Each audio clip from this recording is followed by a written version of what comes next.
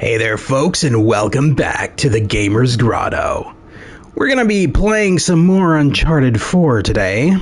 Where we last left off the day before yesterday, Elena Fisher, Nathan Drake's wife, found out that she was being lied to the entire time. She thought Drake was in Malaysia doing a job of deep-sea diving, when in fact he was touring around the globe looking for buried treasure. Henry Avery's buried treasure. For his brother, his estranged brother, Samuel Drake. And along the way, they're being attacked by mercenaries working for Nadine Ross and Rafe Adler. So we're going to be continuing where we left off from that, where Elena got really pissed off and said, you know what? Leave me alone. And now Drake has just arrived with his brother in a tropical paradise, and they're looking for more clues to Henry Avery's whereabouts. So we're going to be hopping right into this right now. Let's play some more Uncharted 4, A Thief's End.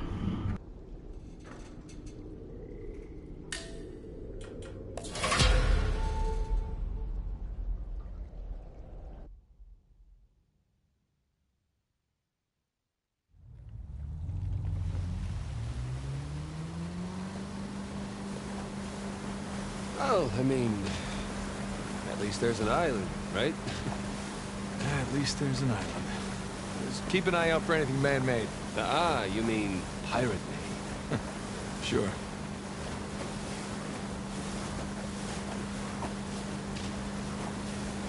So, maybe Libertalia is more of a small beachside shack. Yeah, maybe it's a treehouse. Maybe Avery spent his entire fortune setting up this treasure hunt and ran out of money to actually build Libertalia. Yeah.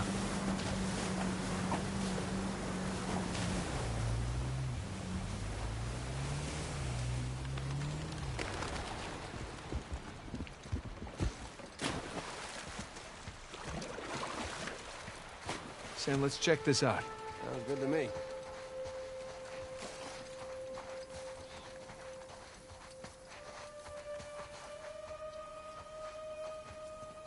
Wonder what this guy's story was. Huh? Dead men tell no tales.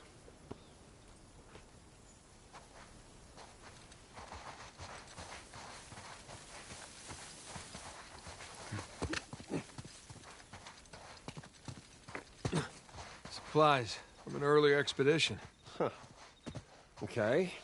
What you got there? Burns. January 17th, 1808. 1 year ago, I stood in a squalid prison cell in Panama, clutching a mysterious wooden cross. Today, I stand on the shores of a deserted archipelago in the middle of the Indian Ocean, one step closer to fulfilling the destiny Grandfather Burns was unjustly denied. Captain Darby and his crew were starting to have their doubts about me. The loss of our quartermaster to the lethal traps in Scotland did not inspire confidence, nor did the weeks we spent scouring the mountains of Kings Bay.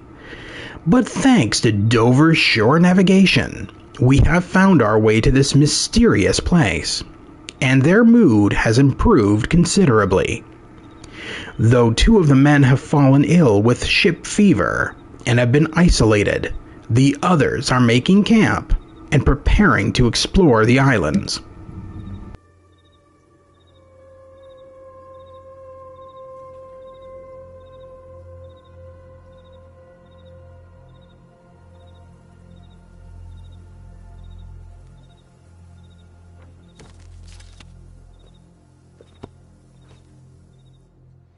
Holy crap, Sam, this was written by Burns' grandson.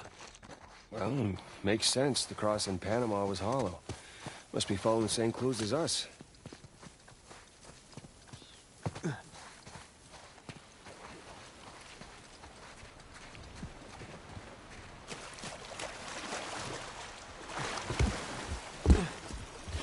Sam, let's go. All right, little brother, let's do it.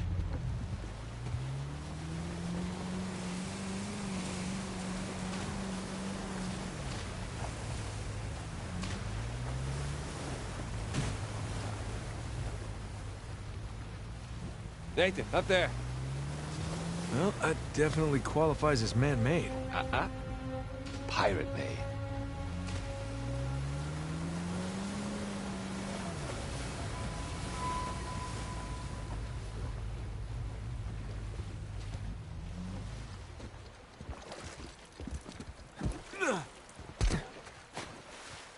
I'm gonna take a look around. You wanna come?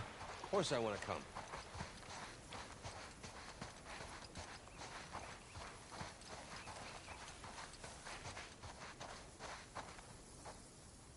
Hey, look up there. It's like a pulley system or something. I don't see a way up, though.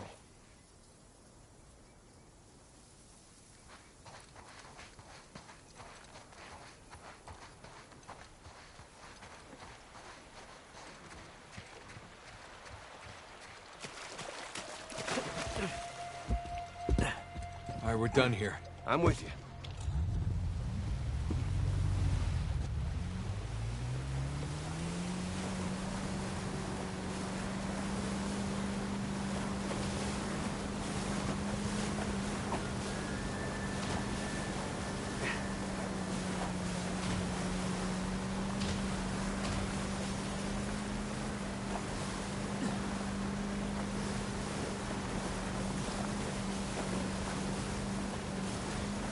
Strange feeling. We're finally on the verge of something really great, and I'm excited and terrified all at once.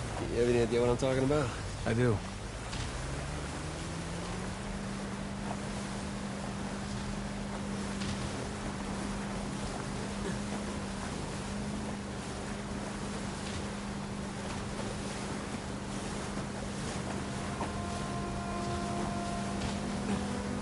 Nathan? Over there, it's a ship! Oh, what's left of one.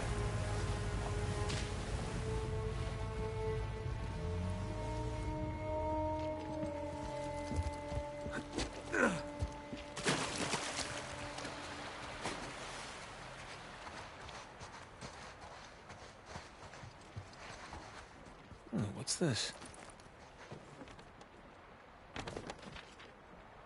Another old letter. January 24th, 1808.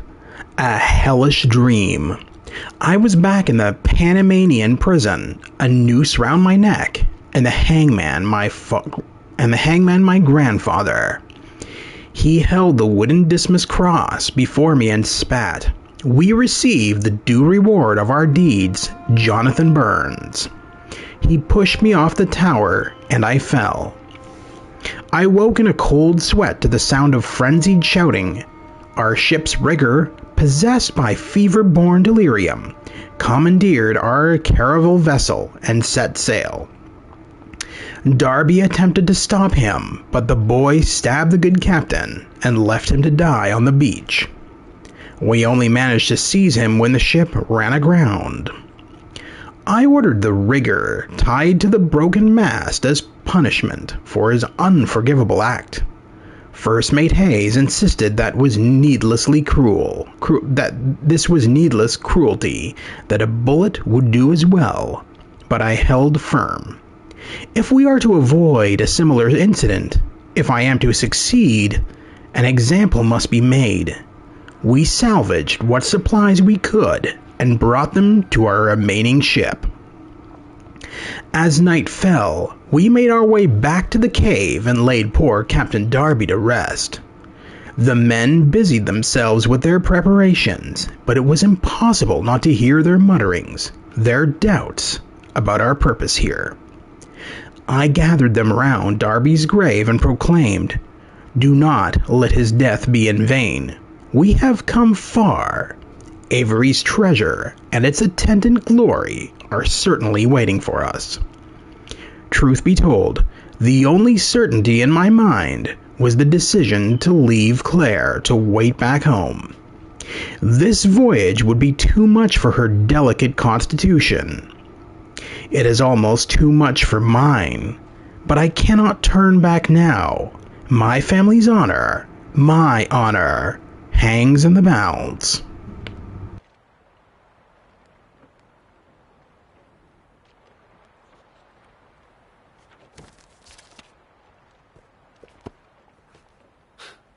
Do you think he found the treasure? Oh, he would have become pretty damn famous if he did, so I doubt it. I hope you're right. The grave we found was one of their crew. So just as an FYI, for environments like this in the game, where it's very open world, you want to do as much exploring as possible, because you'll always find... Whoops. Put away the book. You'll always find interesting things. Interesting things to pick up, interesting things to read, treasures to find, all that kind of stuff. As an example, this entire area, this entire location, just like in like other open world games like Grand Theft Auto and everything, has an entire underwater environment. So, as we can see, we have a pirate ship here. That's... Marco, what? That... Want to rejoin our little adventure? No. That's a reference to Uncharted 2, Marco Polo. Anyway, yes, so as we can see, we see a crashed, half underwater pirate ship here. So we're going to be exploring that, and hopefully not drown, and see what we can find. You don't have to swim. We do have a boat, you know.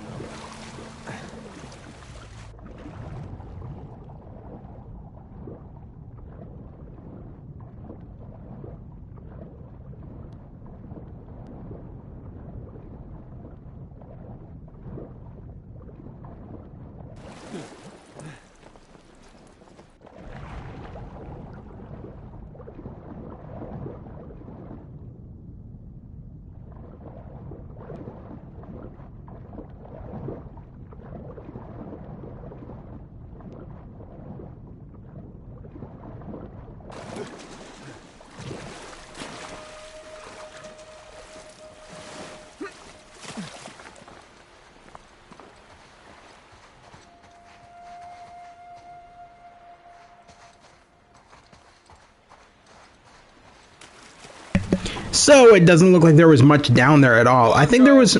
Marco, got it. I think there was a treasure down there at some point, and I probably already grabbed it. Because keep in mind, this is a New Game Plus playthrough that I'm doing right now. So I've already beaten the game, obviously. Cool, right? Yeah, it's pretty cool. The one thing I will notice, that I do notice, that I really like, and it's not seen very often in games, is that when Nate goes underneath the water, not only do his clothes get wet, which is pretty common in games, but his hair gets wet. And it becomes kind of matted down.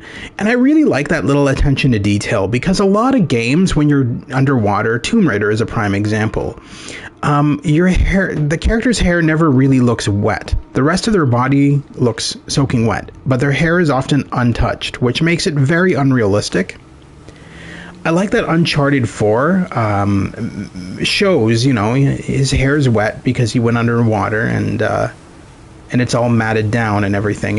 I like that little attention to detail, because honestly, so often that attention to detail is missed in games, where characters go swimming underwater and their hair mysteriously remains dry. Anyway, let's go find that one location that Sam was Let's not crash into rocks. Damn it. Let's go find that one location that Sam was talking about. With that tower. It's got to be around here somewhere. We probably passed it a couple of times, so we're going to go track that down and continue our quest for Henry Avery's lost treasure.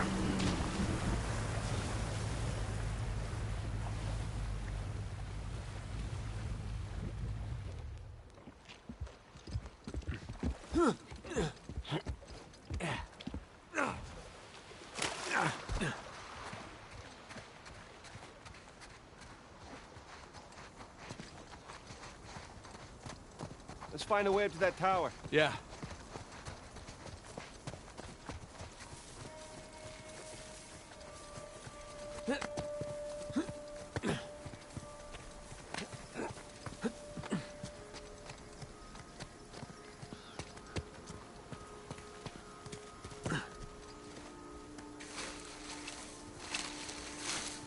Huh. It's a door of some kind. Covering a chamber? A massive chamber. For storing a bunch of treasure? No way. Not with his ego. Wherever Avery put the treasure is going to be the most elaborate place we've seen yet. And it would be well protected, too. That makes sense.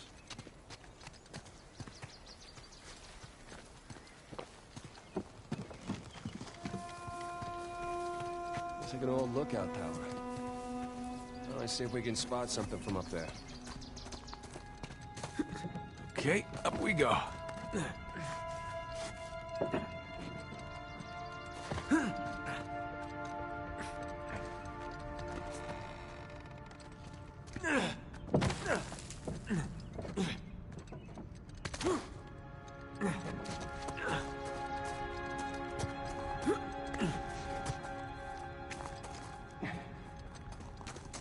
Sam, this way.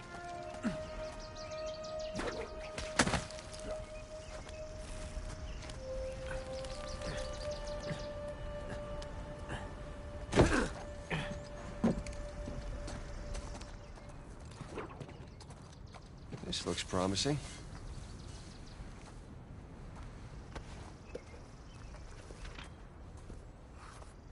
Huh. Some kind of symbol.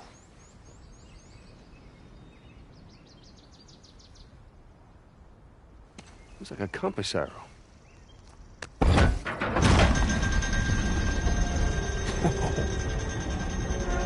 How did you know to do that? Well, there's one thing I've learned from you. Press everything. Down there. It's the same symbol. It's another arrow. Let's go find out where it's pointing, huh?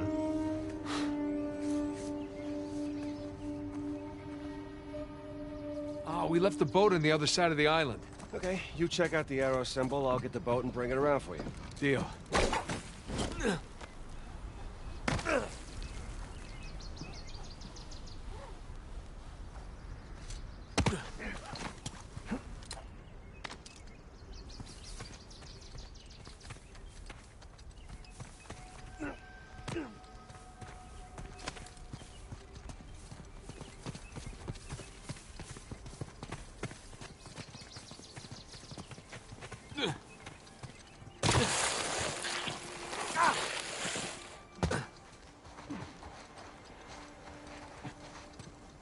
Or you can come with me. I do like driving the boat.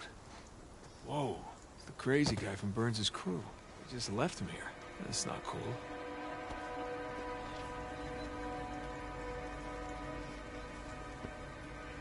Hey, look, it's another arrow. Yeah, I see.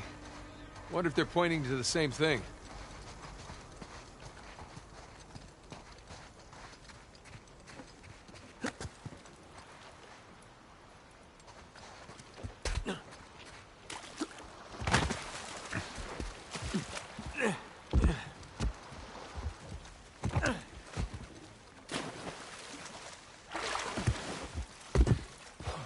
Follow these arrows, see where they go.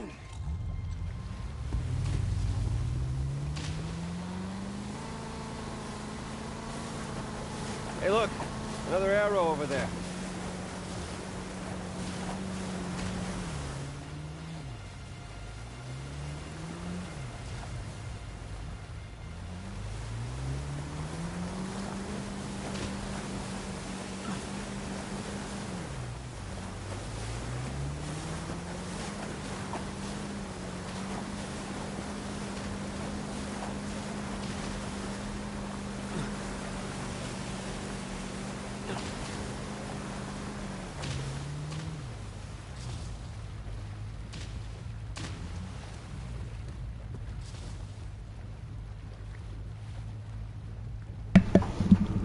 I'm sorry, I don't see another arrow anywhere. What was he pointing at?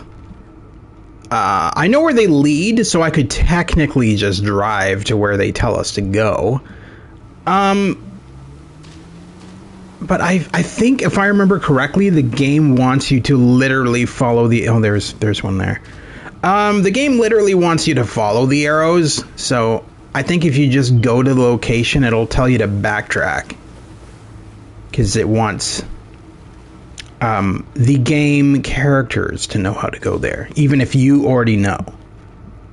And there's another arrow pointing in this direction, which probably leads to an arrow pointing in the left direction.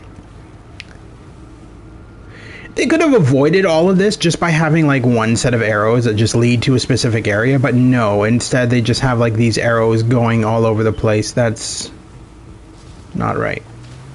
It shouldn't be leading out there. It should be leading to a cave nearby.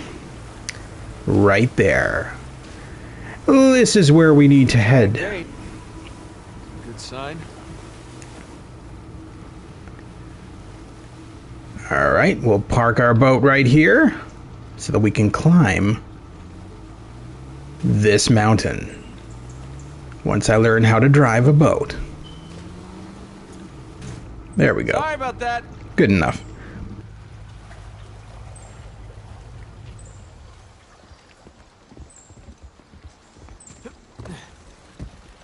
Here we go. You gotta admit, this is pretty cool. What? Climbing this cliff? Yes! Climbing this cliff on a giant secret pirate island? I mean, come on. Right. Well, I think it's pretty damn cool. All right. We're back in business. Okay, hold on. Just gotta not fall to my death over here.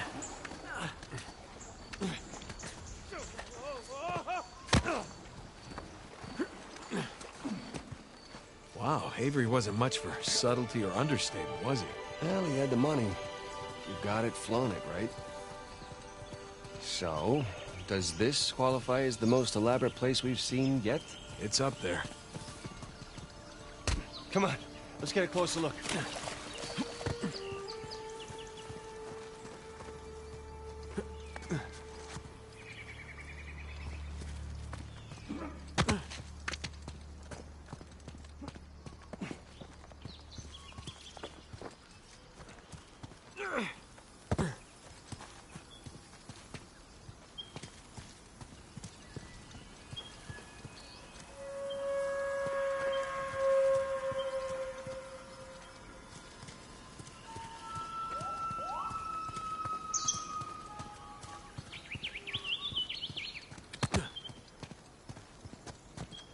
Oh, look. The main entrance is blocked by debris.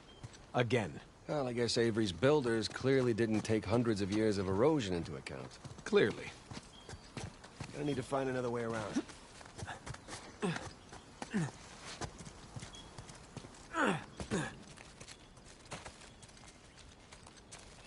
Hey, Sam.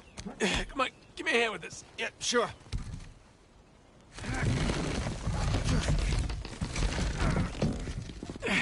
Go. Okay, come on through. Thank you. Yeah, sure thing. Jeez. Well, lots of lifting and crawling under things, huh? The glamorous life of a treasure hunter.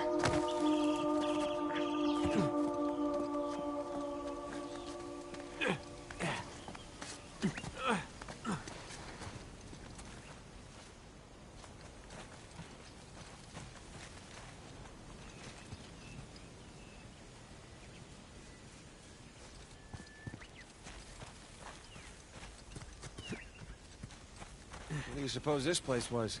Well, these arches remind me of the St. Dismas Cathedral, but I don't know.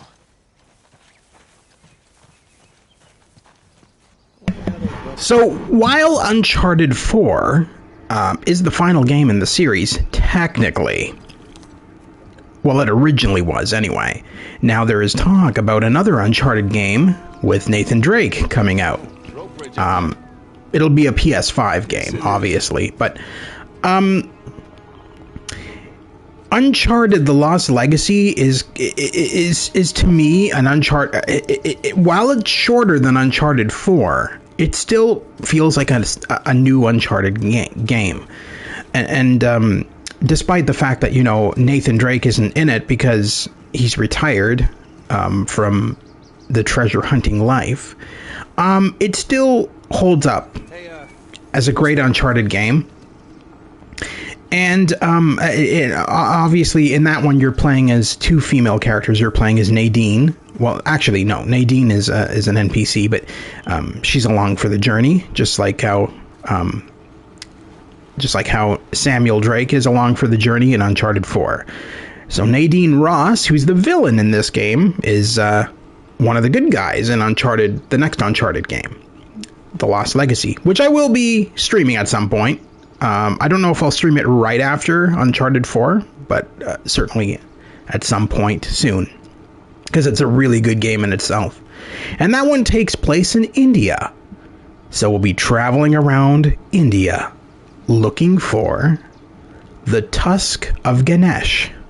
So that's a pretty good game in itself. We will be playing as Chloe Fraser, the Australian treasure hunter, in that one, who is one of Nathan Drake's ex-girlfriends. Anyway, let's continue looking for secrets, treasures, and all of that stuff in between.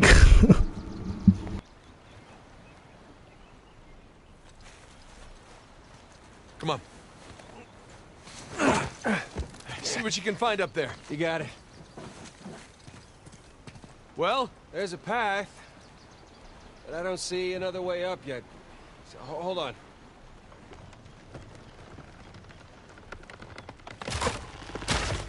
Sam! You okay? At least I'm on the other side. Okay. Still need to get you up here. Hang tight.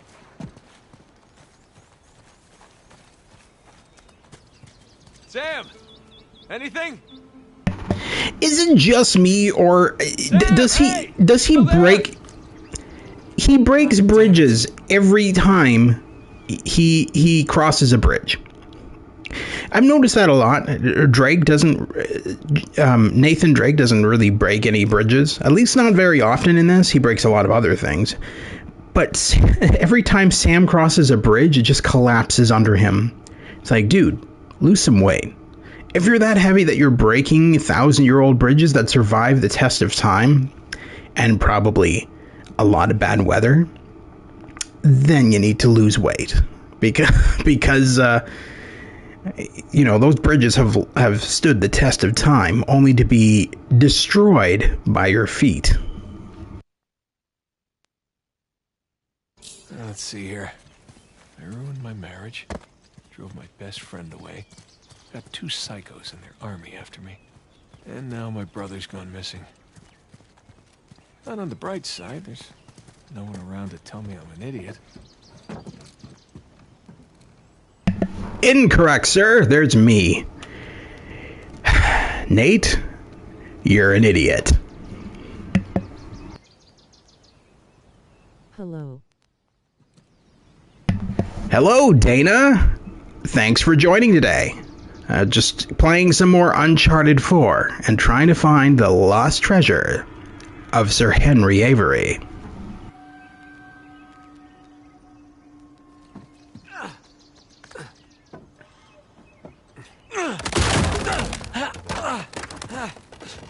You're already up here? Where were you? Finding a way to get you up here. All right, just jump across then. Thanks. Everything all right? Yeah, everything's fine. Let's keep going. Okay. Dad, we don't need that. You're already up there. Let's keep going.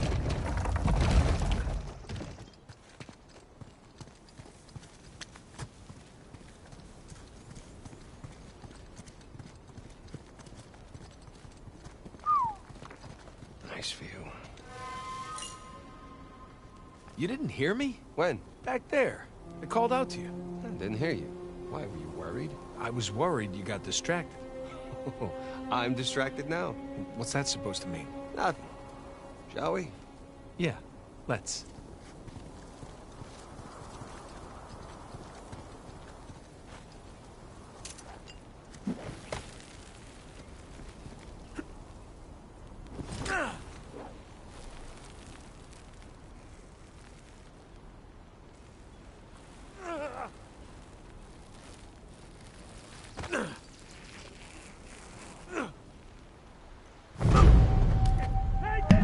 Well, shoot! I thought I had that. Apparently not.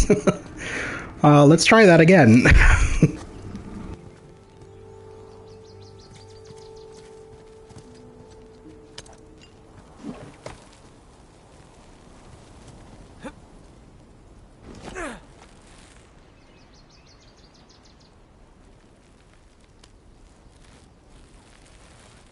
Well, after you are done with Uncharted 4 and Lost Legacy, you should continue with House of Ashes. Just saying, I'm not trying to be mean.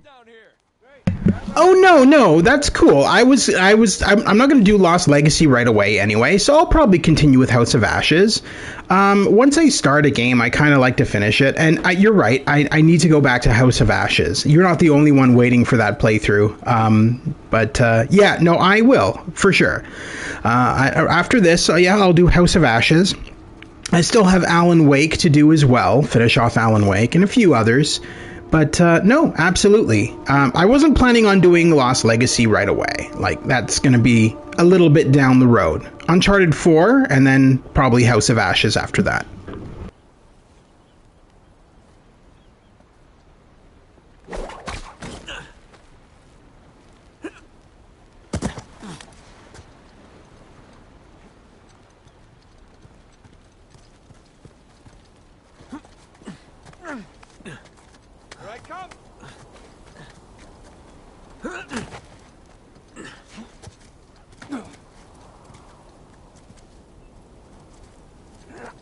Wow, the game graphics are amazing.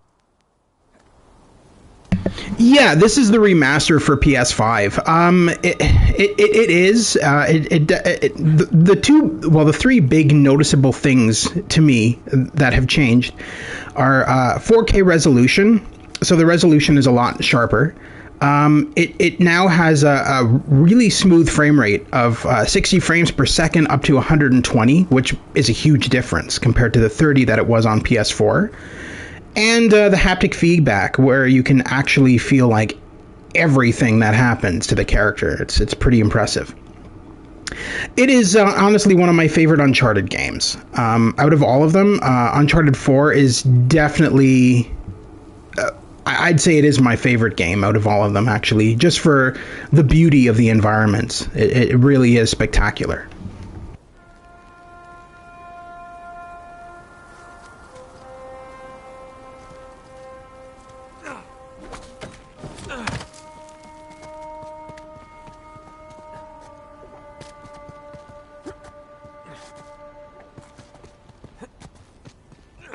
Nice jump. Sam, in here. Got it.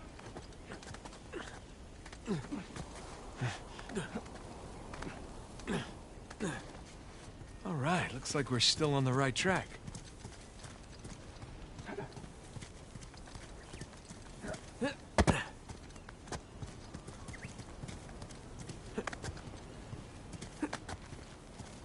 Well, in my playthrough of House of Ashes, I only had Nick and Jason alive for the final fight. Yeah, you know, it's really hard to get all the characters to survive in those games. And not just in House of Ashes, but in all of Larry Fessenden's games. Because, I mean, obviously the goal is to have them all survive, but I don't know of too many YouTubers who've ever done that on their first try. It's next to impossible, because, like, you're going in blind, and you never know what to expect, kind of. But no, yeah, I don't even think in the original game, Until Dawn, which was also by Larry, that I ever had all the characters survive. It's hard, and I'm honestly surprised that I had the girl survive as long as she has, but I'm assuming that I'm still pretty early on into the game, so there is probably still a chance that she might die.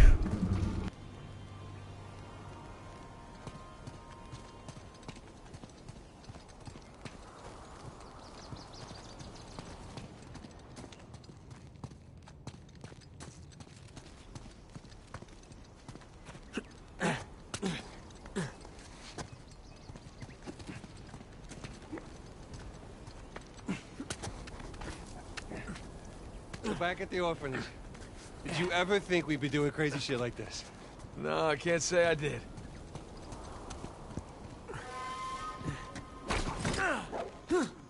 Looks like we're heading down. Careful.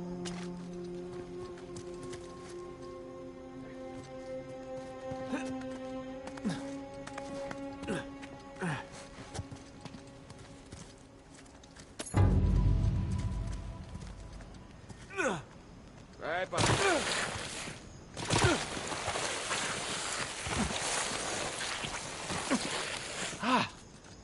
That worked out. That is the second biggest cistern I have ever seen. Wait, where was the biggest? I'll tell you later. Come on, let's get down there.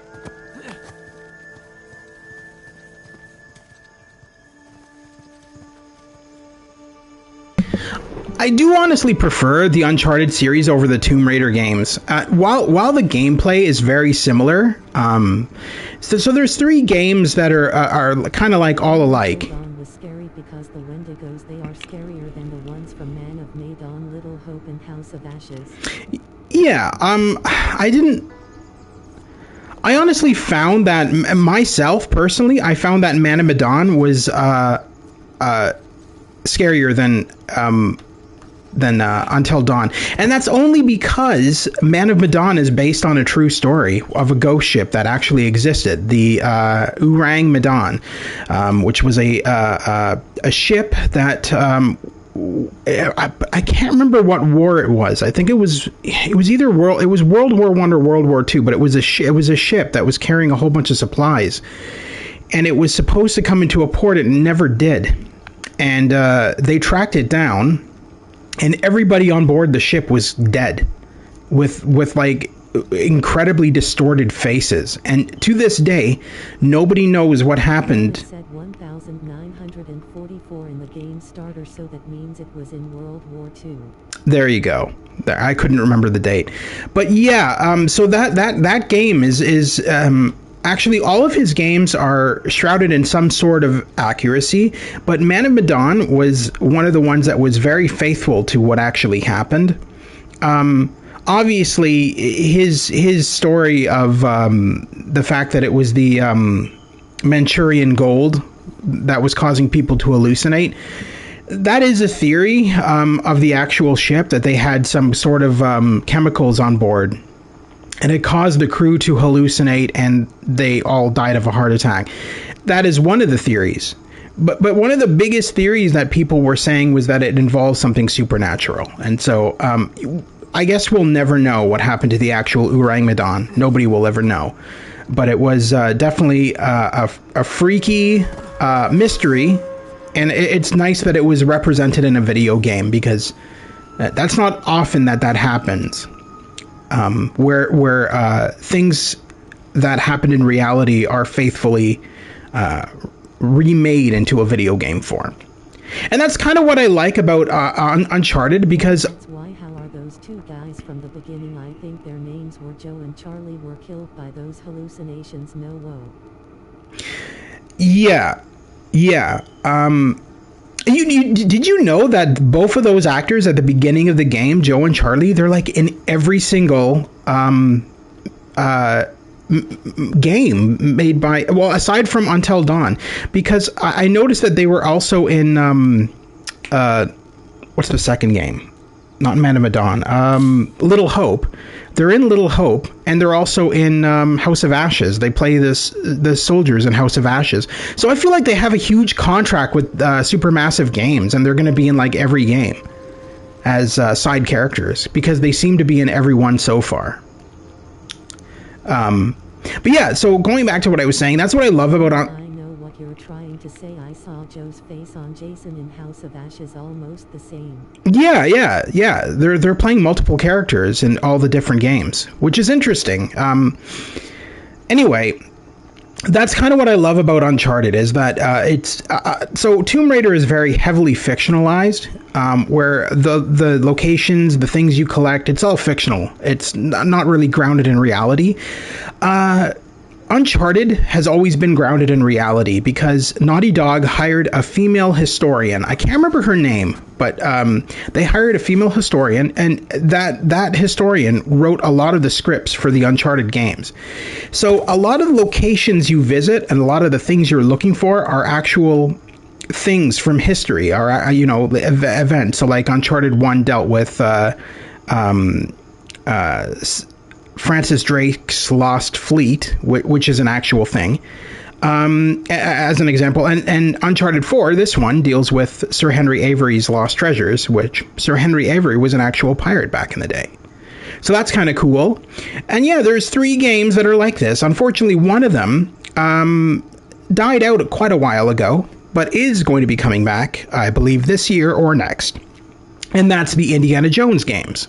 So the Indiana Jones games were very similar to Uncharted and Tomb Raider, where it was a third-person game, wandering around and solving puzzles and using your whip and stuff like that, and very similar to Uncharted.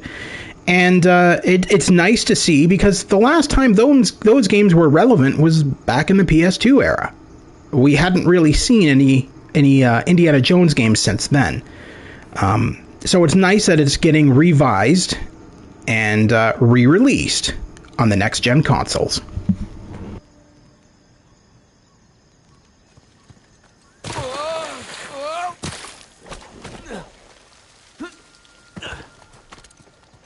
Sam, come around this way.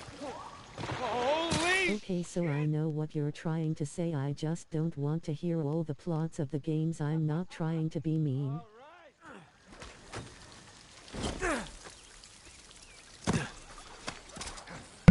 No, I haven't really mentioned any plots to any games, though. You doing okay? I was just mentioning games in general. I haven't really said anything spoil-worthy. Alright, we need to go down here. Jesus. Look at this place. Wow, what is all this? Lots of supplies in here. Tools, seeds. Oh, I thought I heard you to say about the plot of Uncharted 1. No. It's not. That's just common knowledge. Like, if you look at the back of the case, it tells you that you're after Sir Francis Drake's Lost Fleet. I never really spoiled anything in that regard. No, and I won't spoil anything, because either I'm planning on playing Uncharted 1, 2, and 3 at some point on my channel anyway. I just don't know when. But no, I would like if you like what you see in Uncharted 4, definitely pick up the Uncharted collection. It's a lot of fun. And it's nice. It's a nice escapism, especially in this time with COVID and everything. It's nice to be able to just play a game where you're traveling around the world and seeing the beautiful sights.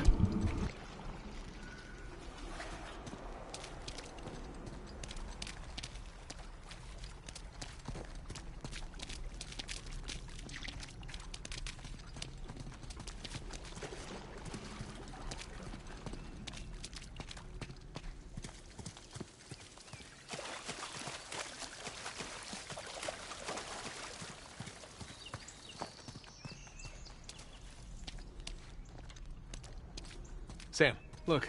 Hey, maybe they were planning a massive theme park? Pirate land.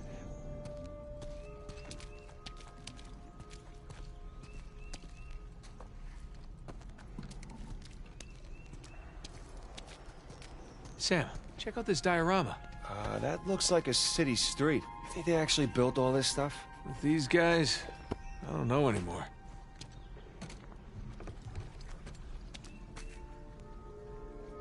It's really well made.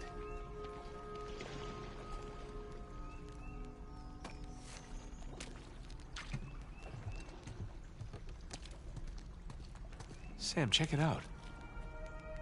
It's Avery's ship. The fancy. Yeah, attacking the Gunsway. That's how it all started. Avery and two, holding court over their captains. Looks like they're writing their code of conduct. Pirate Bill of Rights. I mean, yeah, but in October 2022 we will get a new Dark Pictures anthology, The Devil in Me. Yeah, I know. I'm excited for that. I love them all. I mean, I am a huge fan of Larry Fessenden. I love how he was a former Hollywood film director, horror film director turned game developer, and I really like that. I really like that he saw more potential in video games than in Hollywood movies. Which I'd rather play a great video game than watch a great movie any day of the week, because I feel that there's more interactivity in video games. And I like that he saw that. He realized that, you know, I could stay in Hollywood and make horror movies, or I could do something totally different and unique and just make my own horror games and make them as interactive and as fun as my movies. And so that's what he did. But yeah, I have all of his games, including his VR games. So he did 2 VR games. He did Until Dawn, Rush of Blood, which was more of a psychedelic roller coaster ride, and he did The Inpatient, which took place before the events of Until Dawn, where you were it was a first-person VR game. You were a person trapped inside of a mental institution. The one that is abandoned in Until Dawn. So it was the events before Until Dawn that led to the abandonment of the mental institution. Look, pirate captain sigils. All gathered around Avery. Nathan, this is the story of the founding of Libertalia.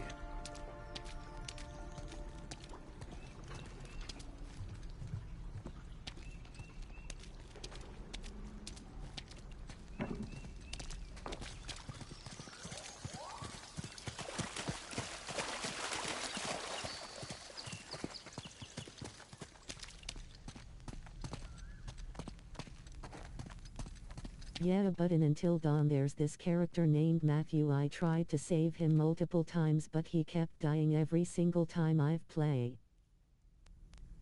Oh, Matt. Yeah, Matt's the boyfriend of it's so funny. Okay, so the Asian girl who's the bitch, and it's so funny because there's like an interview with her, and she's like, "Hi, I'm such and such. I play the Asian bitch." So even she admitted that her character was a bitch. But yeah. Yeah, no, I know who you're talking about for sure. Matt, I always tried to save because I always kind of liked him. I very rarely would I save his girlfriend because I never liked her. She was kind of just nasty to everybody, and she was just too egotistical. And I don't like people like that as a general rule. So I kind of always tried to kill her off quickly. There we go. Mechanism's busted or something. No. One way or another, we're getting in there. Let's just lift it together, all right? Okay. Okay, let's do this. Oh, God, this is heavy. Just think about all that treasure. Yeah, mostly just thinking about my back. Shit. Whoa. Well, looks like we got ourselves another trial. That sure looks like it. Let's see what these do. Okay, so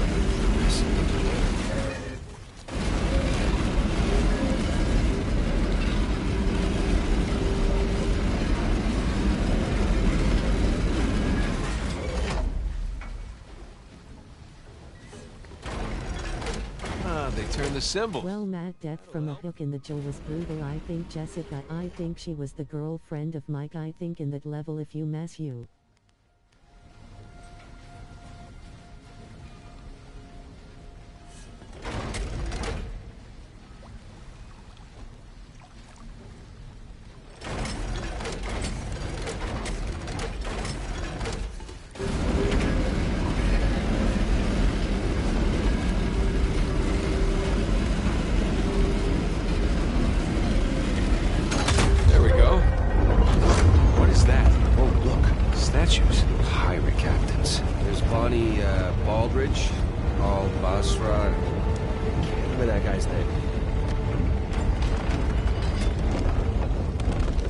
So who was this ARRRR character? He was a muggle, one of the soldiers on the guns wing. What's he doing teaming up with Avery? Stories have it he was taken to be executed. He got free during the battle and blew up the Gunsway's gunpowder cache. Grateful Avery brought him along? Exactly. What about that other guy? Heard he started as a nobody, became a fearsome swordsman.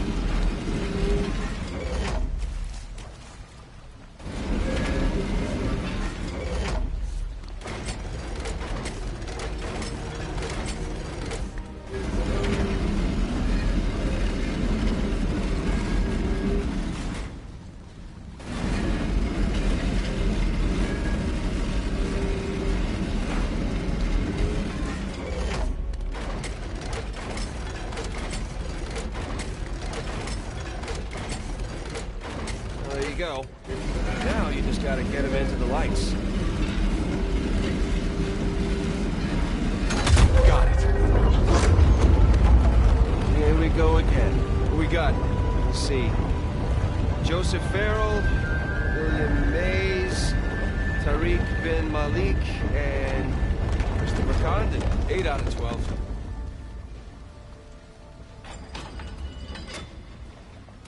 Hey, look. Symbols on the ring are constantly rotating. Yes. Bin Malik guy. It's Moorish. Yeah, that he is. What's he doing so far from the Barbary coast? Same as us. Coming to where the action is.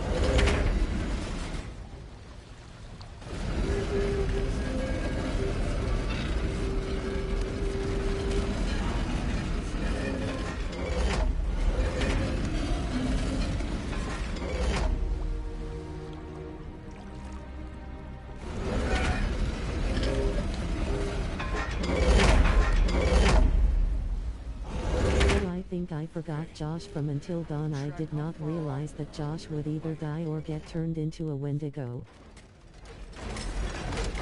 I think you got it.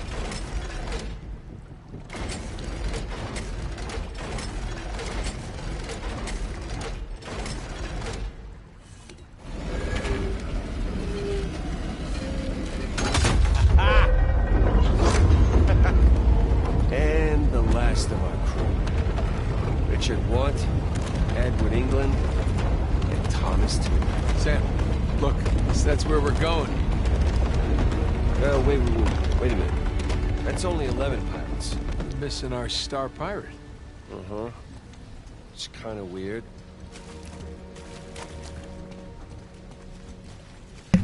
And again, I just want to point out that that is Guybrush Threepwood from Monkey Island, the Monkey Island games, which is really funny. So he's Neil Druckmann literally wrote all these historically accurate pirates in the game, and then put in a fictional pirate from another game series that he was a fan of.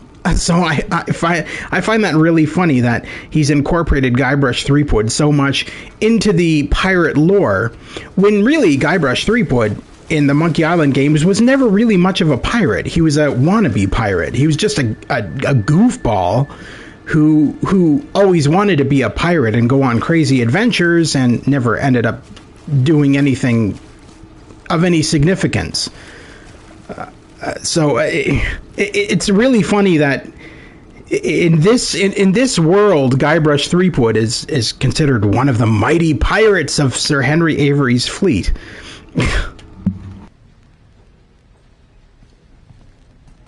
Let's see. Okay, where to now?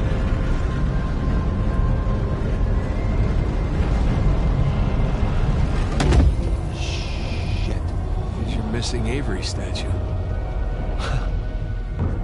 You know, I'm starting to get the feeling that our friend was a bit of a narcissist.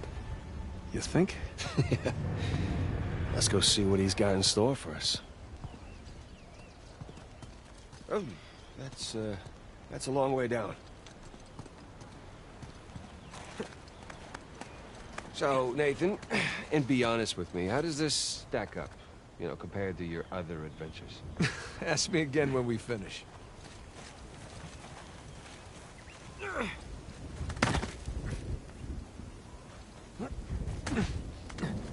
Yeah.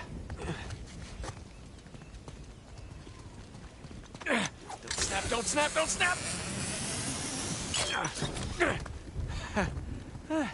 Didn't snap. Sweet.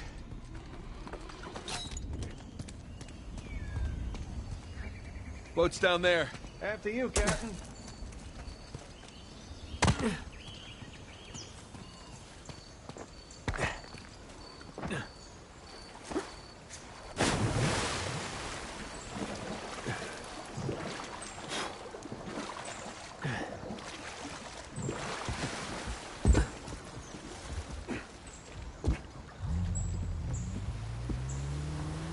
Okay.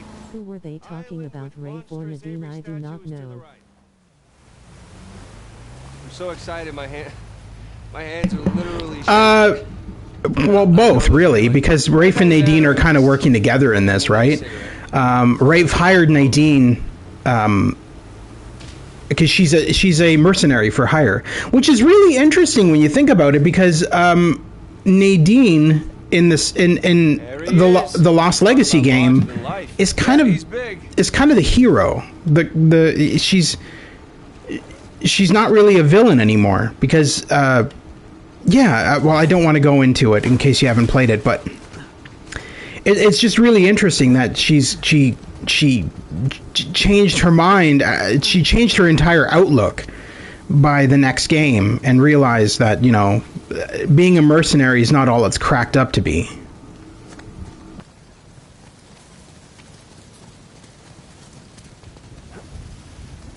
Looks like he's got a spyglass, but he's not really looking through it. Maybe he wants us to look through it. Treasure Island, eat your heart out.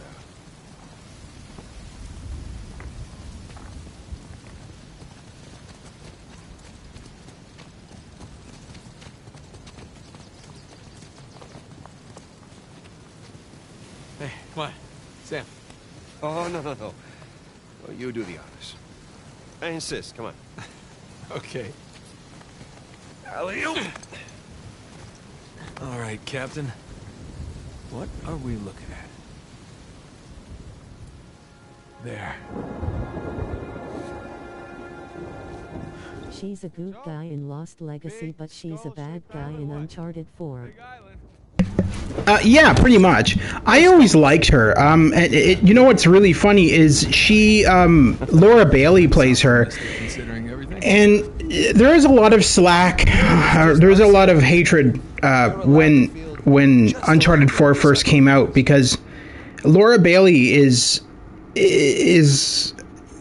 you know, well, Caucasian, and she's playing a black character, and not just a black character of African descent. And when Uncharted 4 came out, everyone was... I remember everyone was really pissed off that she was voicing Nadine, because they were like, well, why couldn't you just get a black actress? Or why couldn't you get, you know, somebody of African descent instead of having Nadine or Laura Bailey do this attempt at a African accent, which I think she kind of nailed, but at the same time, a lot of people were kind of against it. Okay. And she's kind of been a big deal in Naughty Dog games for a while, because she also voiced characters in The Last of Us, and in The Last of Us 2 she played Abby. You know, she was literally the voice of Abby, and so she's kind of always been either a villain or a character in Naughty Dog games.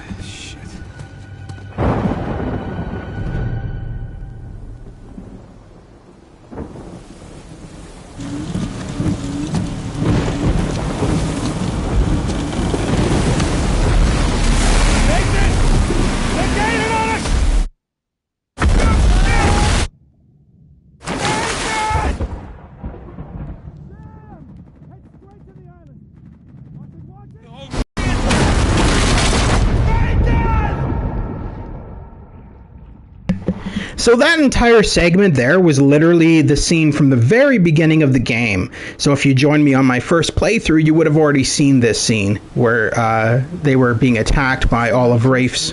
This is like the beginning level from the start of the game Uncharted 4. Yeah. So that was the beginning of the game. Yeah, that segment there, and then this is the continuation from that point. So when they crashed at the beginning of the game, and then it kind of went into the past, and then all of that we just played was literally all the past, and now we're into the present.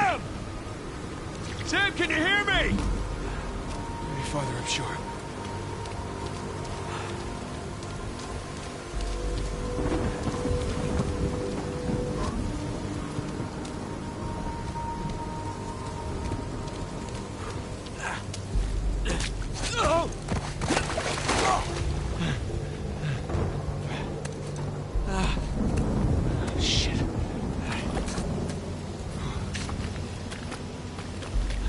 God damn it!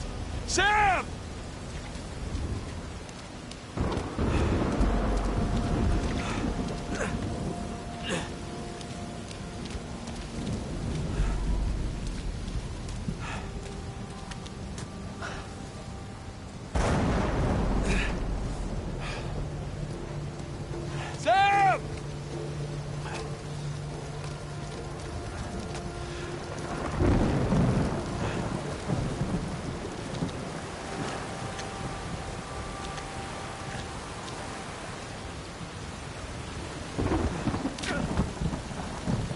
God, our supply box.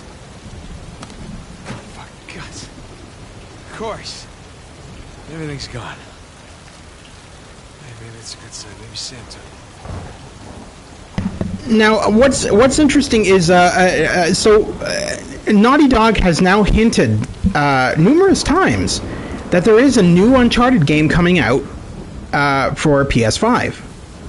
And originally the thought was, oh, well, it's just this collection remastered is what they're talking about. But no, after this collection came out, they said, oh, there might be another Uncharted game in the future. And Nolan North, who now works on the YouTube channel Retro Replay, has said that if Naughty Dog were to approach him to voice Nathan Drake again, he would do it in a heartbeat. Because Nathan Drake is kind of what made him a household name in video games. That was one of his first roles, was playing Nathan Drake in Uncharted 1. And so he really has a lot of love and appreciation for the character. And I think that's why he would kind of want to return to that role, because it's kind of a role that has kept him in the industry for so long. So it would be nice to be able to play as Nathan Drake again, because honestly, I do like Tomb Raider. I do like Lara Croft, especially the new iteration, but I do feel that Nathan Drake is better than Tomb Raider than Lara Croft. That's why there's a movie that's coming out in less than a few days or so something like that and has Tom. Yeah, I'm not. Yeah, I'm not a. I've seen the trailers and stuff. I don't. I'm gonna go see it. I'll go see it. I'm not gonna lie about that, but I don't think I'm gonna like it because I don't like the casting. Tom Holland is a great actor, and I think he'll do well. I just don't think he suits Nathan Drake. And originally, when the game was announced, everybody thought, well, he's playing a young version of Nathan Drake, and that's what it is. But that's not it at all. He's playing Nathan Drake from Uncharted. I think it's like Uncharted 3 or something like that. So he's not playing a young Nathan Drake, which is confusing. And then on top of that, they've hired Mark Wahlberg as Sully, who is the least Sully character ever. He doesn't look like Sully, and he certainly doesn't act like Sully from the trailers that I've seen. So I don't know. I'm kind of on the fence about it. Hopefully it'll be good. I'm more excited about the Last of Us TV series, which I've seen behind-the-scenes photos of and everything, and it looks fantastic. It looks like it's going to be probably one of the best video game to TV shows ever made. So that's going to be fun. There is a fan-made Uncharted movie that came out on YouTube not that long ago. Oh, shit. Well, I'd say about a year or so ago now. And it had Nathan Fillion as Nathan Drake, and he nailed Nathan Drake. I was so impressed with his acting as Nathan Drake. He looked like him, he sounded like him, he had the personality down pat, and then it's interesting because he said in interviews that he actually had played the Uncharted games, and that's how he knew the character so well. And so if you have a chance and you've never seen it, look up the Uncharted fan-made movie on YouTube. It's fantastic. It's not very long. I'd say it's about maybe 20 to 30 minutes in length. But it is fantastic. It's all original content, so it's not based on any of the games. It's kind of like takes place after Uncharted 4, I believe. But it's so well done and so well casted. They got somebody playing Elena in it. They got a former, I can't remember the actor's name. I think it's Stephen Lang. Stephen Lang plays Sully in it, and he did a fantastic job too. Had all the lines down pat that Sully usually says to Nate and stuff. So it's I prefer that movie over what I'm seeing from Tom Holland's upcoming movie of Uncharted. I think the fan-made one looks and is a lot better. But regardless, I will still see the new Uncharted movie just to be faithful, because I've always been a big fan of Uncharted, and so I kind of want to support it no matter what it is, whether it be a video game, a book, or a movie. And so that's why I'll probably go see it, but I don't know if I'll like it.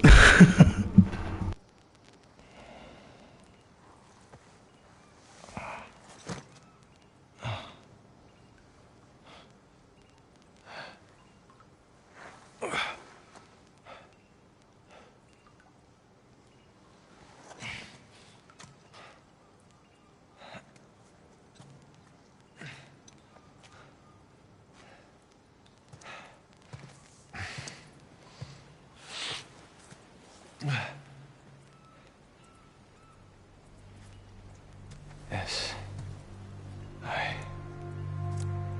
Sic Parvis Magna. Sam.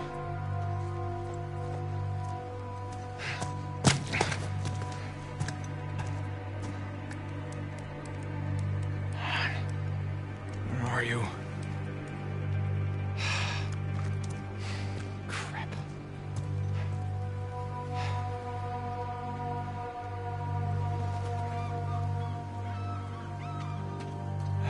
Gotta get to that creepy mountain.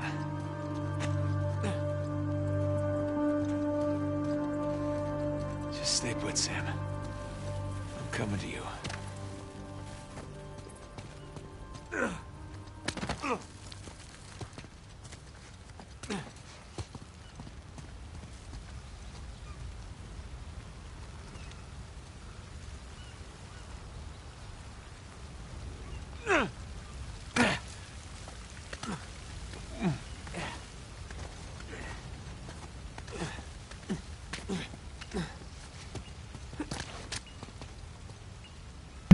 I like how they did that scene where, you know, after he crashes onto this island, he's just out of shape and tired, and he's stumbling a lot in the rain and everything.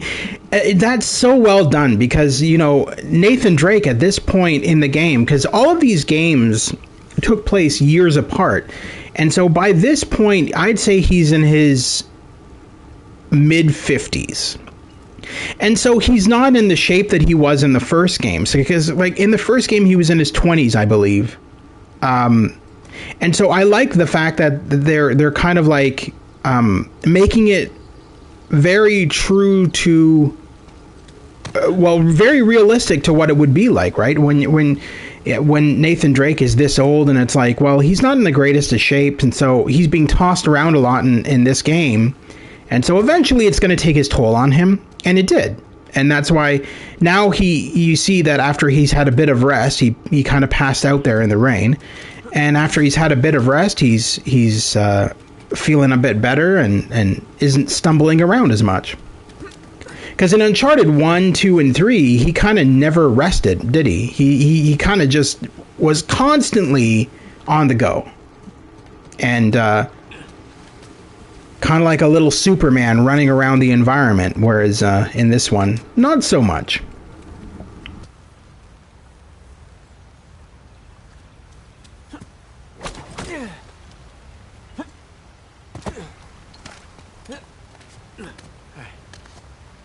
Up we go. Oh, shit!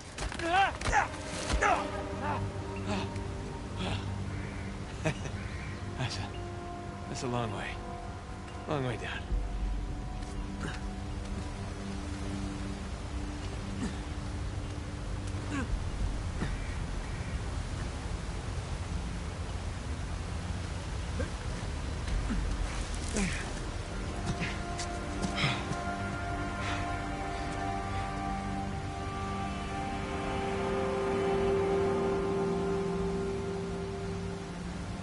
Rafe. Damn it. Watch your back, Sam.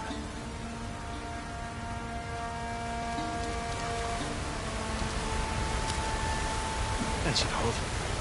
Let's hope. Please work, please work!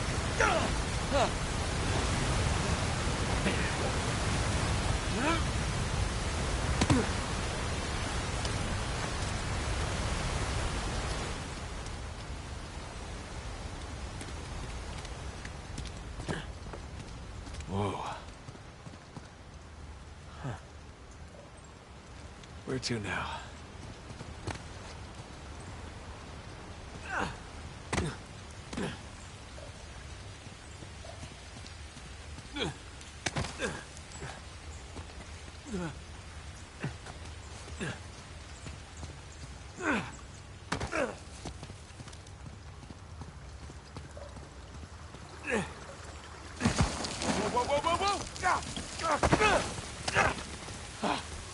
Jesus.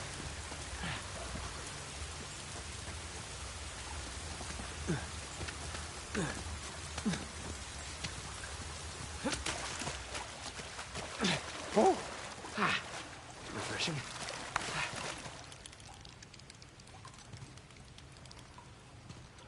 Hello.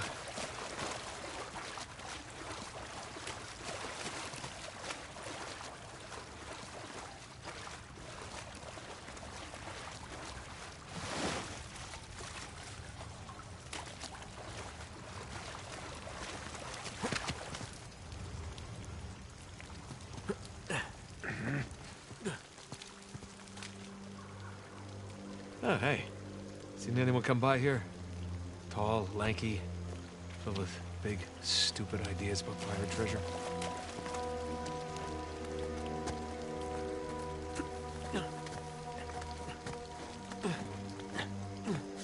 try to climb up there?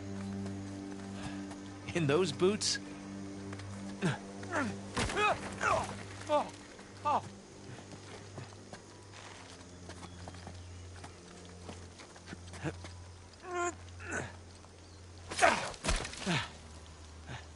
Pretty sure you don't need this.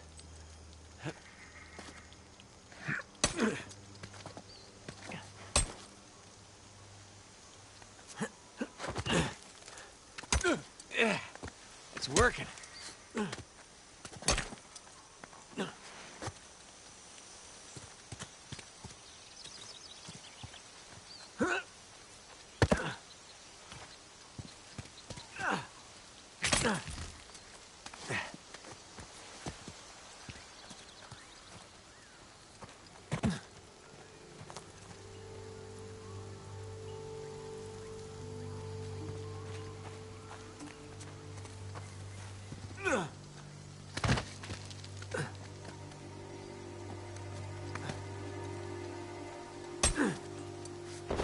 Shit! Wait. Target? Saw something, maybe. Movement along the tree line. Well, that's thick jungle over there, eh? It's all moving. I don't see anything. Damn it. All right, everyone. False alarm. But keep an eye out. Let's go.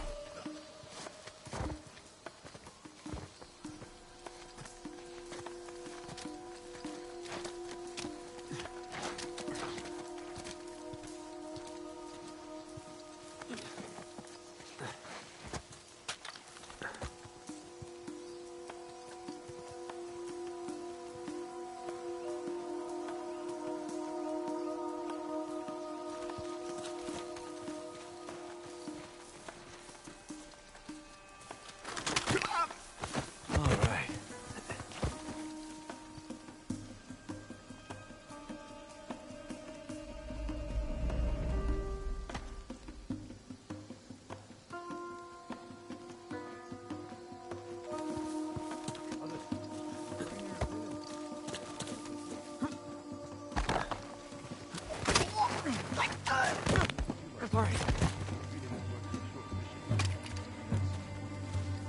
Hundreds of millions of treasures. Pirate treasures for kids' books. Keep chasing fairy tales or we'll end up dead.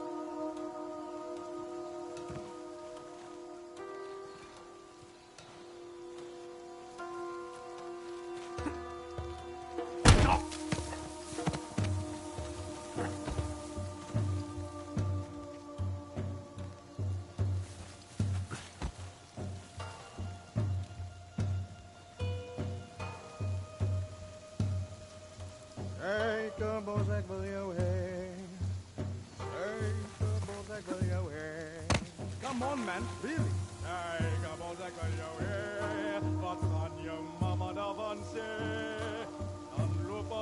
Are you trying to give away our position?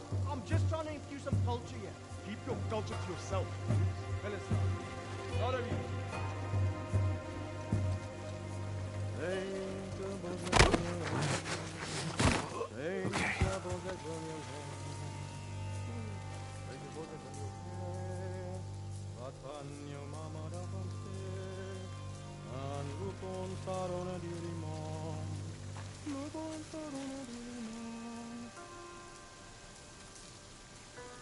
Thank God he shut up.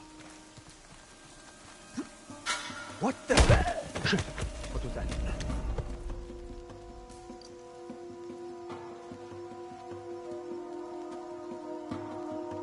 Nothing here.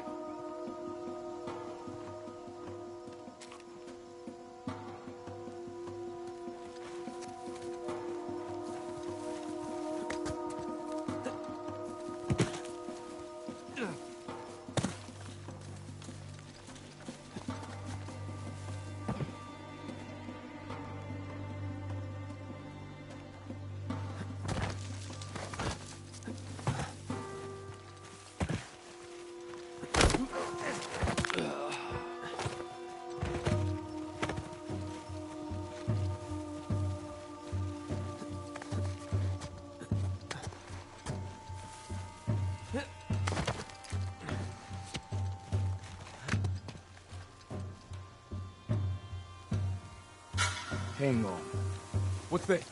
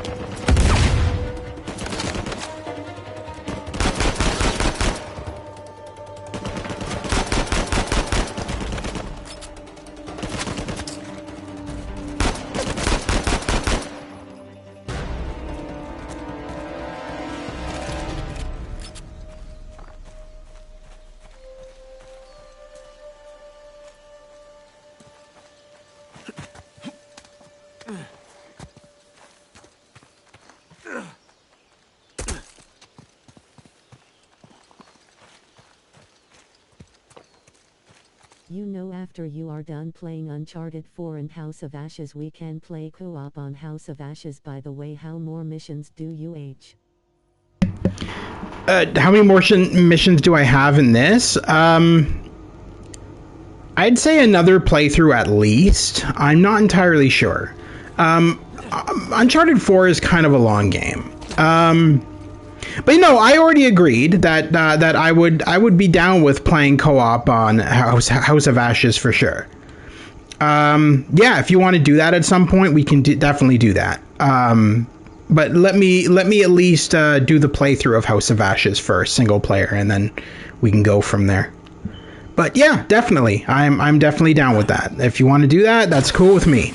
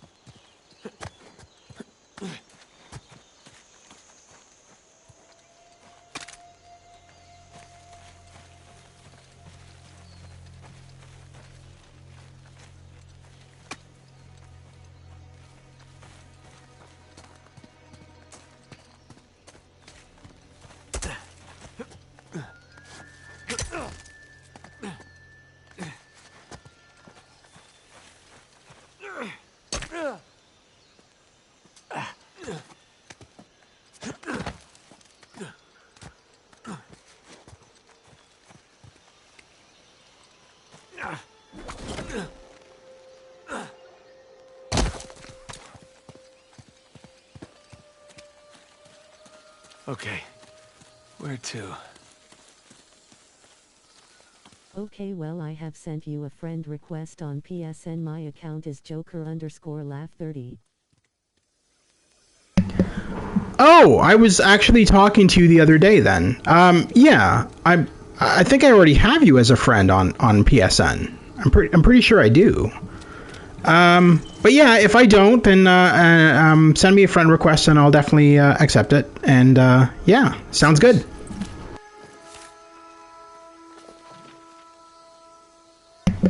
Another thing to read, yay! To whoever finds this note, know that Jonathan Burns, erstwhile leader and financier of our expedition, has murdered me and others for want of Avery's treasure. He worked the crew to the point of exhaustion, promising them glory, but bringing them illness and starvation. He bound a man to a mast and left him to die. And then I witnessed the bastard push our navigator to his doom for daring to speak his mind. He found me making preparations to leave for home and confronted me. I brandished my pistol and informed him I was returning to England, where I would inform the world of his deeds. And when I turned away, the blackguard shot me in the back and fled into the jungle. I returned fire, but I am not certain if the bullets hit their mark. My time grows short and my hand weak. In the absence of earthbound justice, I beseech you, pray to God above that Burns pays for his treachery. Signed, Walter Hayes, 1st Mate of the Suffolk, March 23rd, 1808.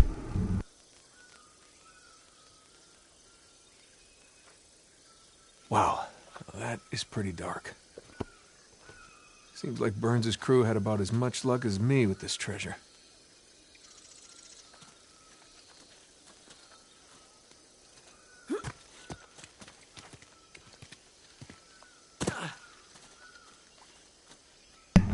I find it funny that he said he was shot in the back, yet there is clearly a giant bullet hole through his head. So, I don't know. Either he was shot in the back, and then once he died, they came back and shot him in the head. That's just kind of strange. But anyway, alrighty then.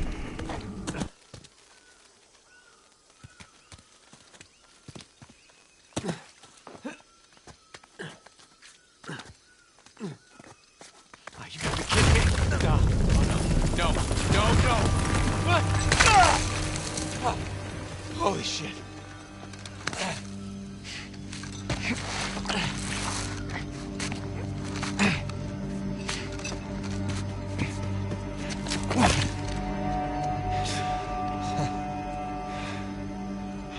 I nearly shot your head off. Sam, you're okay. Yeah, nothing I can't walk away from. It's good to see you're alive, little brother. Come on. We got a treasure to find. Hold up, man. I mean, what are we doing? What do you mean?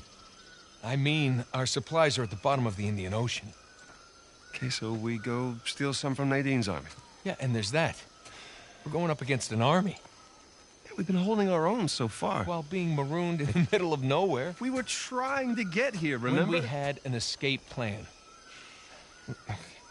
Just hear me out. Crazy suggestion. Let's go down there and at least secure one of Rafe's boats. The boats can wait. You want to know what we're doing here? We are buying my life back. Okay, and we're going to do that by stepping into that jungle and finding Libertalia. Have you even seen any signs of a massive pirate colony? Because I sure the hell haven't. It's a little late to start developing doubts, don't you think? Look, can we at least acknowledge the chance that maybe Avery's idea for a secret pirate utopia didn't pan out? And maybe we're just swept up in this fantasy, when instead we should be looking for a real way to save you. I'm gonna scour this island inch by inch if I have to until I find that treasure. Now, if you're confused about what you're doing here, then you can go home, Nathan. Wait. I can go home? Are you kidding me? Do you have any idea what I put on the line to get you here? About what I put on the line, okay? The last 15 years of my life. This has nothing to do with that. It has everything to do with that. What?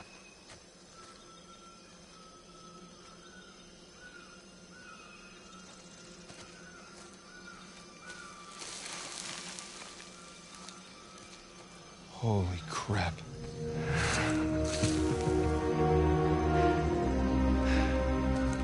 You still want to go home?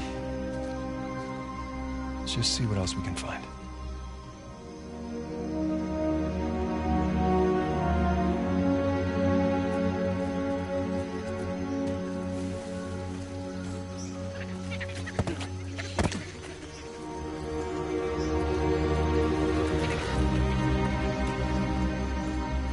This way.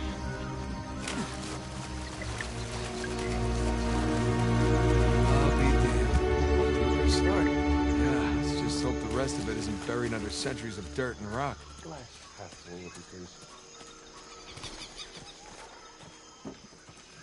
Nathan, it's this way.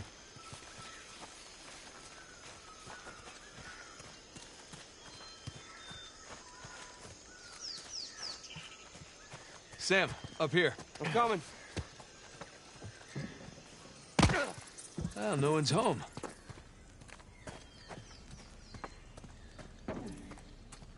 This place has seen better days, huh?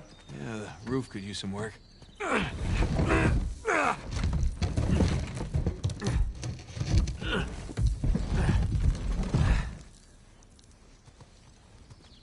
Sam, this way.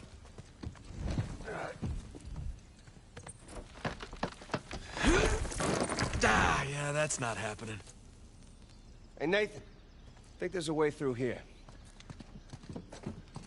It's this way. Musty. All this crawling is a good workout for my quads.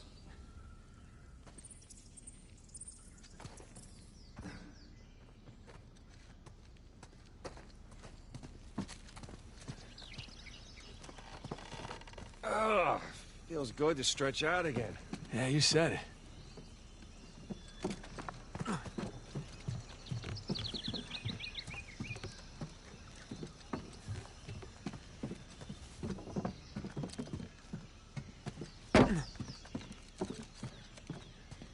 There's a crate. I got an idea.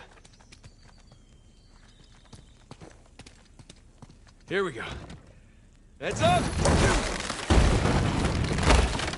All right, we're in business. You know, I just realized something. What's up? What did you realize?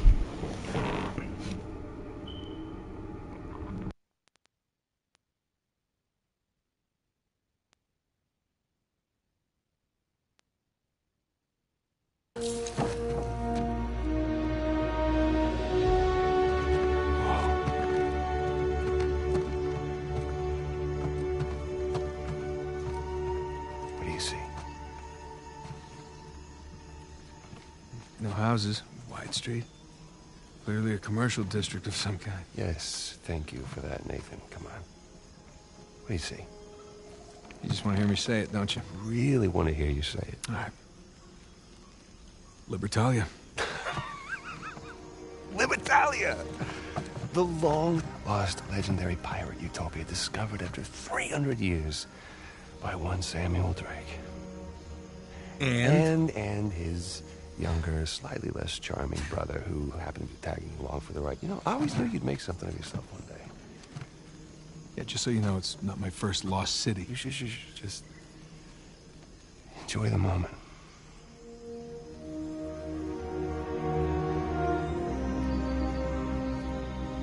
So where you want to start? How about that building right over there? Oh, you mean the one with the massive guard tower? Yeah, I say we go see what it was guarding. Works for me. You know what's interesting is Libertalia was an actual place. It was a long-lost pirate village.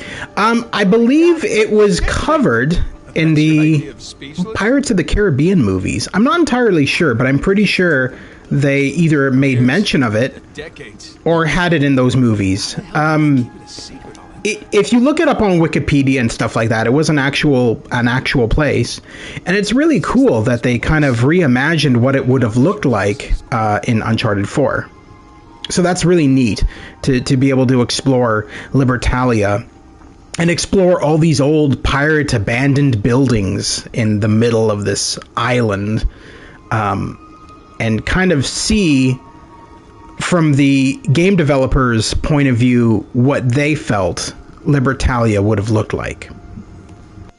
In Man of Medan there is 5 teenagers that find the ship. I do not know the teenagers' names.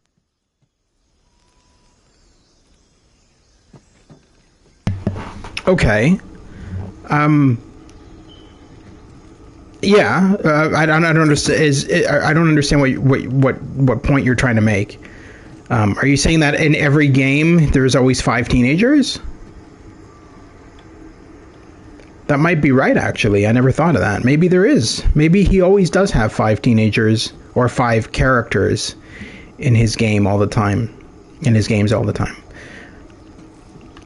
But yeah, no.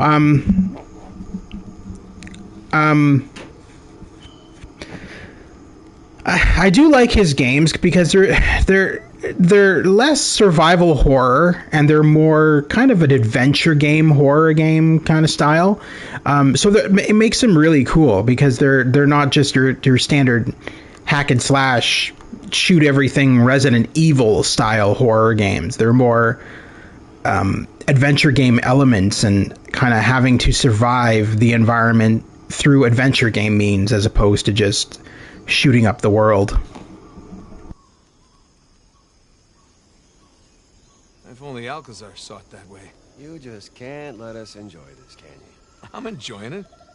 But we have a goal here, remember? Trust me, I know about the goal. That's all I'm saying. Okay, then.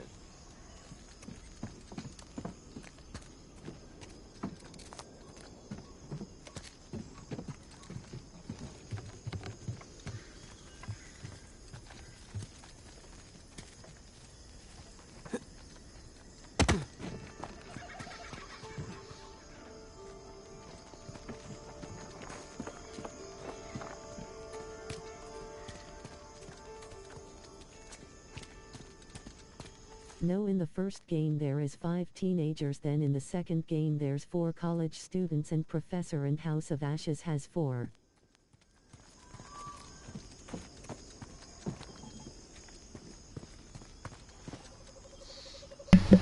Oh, okay.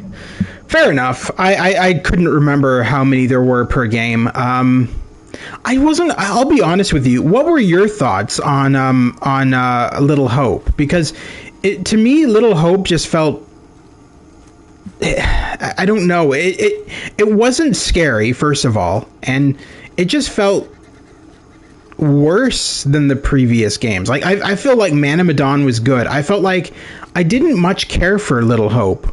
I just felt, I don't know. There's something about it that I just didn't like, and I didn't like the fact that they added all those stupid Tawana stick figures into the world. It just felt like forced Blair Witch. I don't know. It like when he picks up those little stick figures and stuff like that, and I was just like, okay, like I get what you're going for. You're trying to make it witch based, but the Tawana stick figure thing was Blair Witch's thing. Go for your own thing. Like I don't know. I didn't much care for it. I didn't like the characters, and I didn't. Hope was scary for me because it really scared me the heck out. The only surviving guys I had left were Andrew and Daniel. Okay, fair enough. I don't know.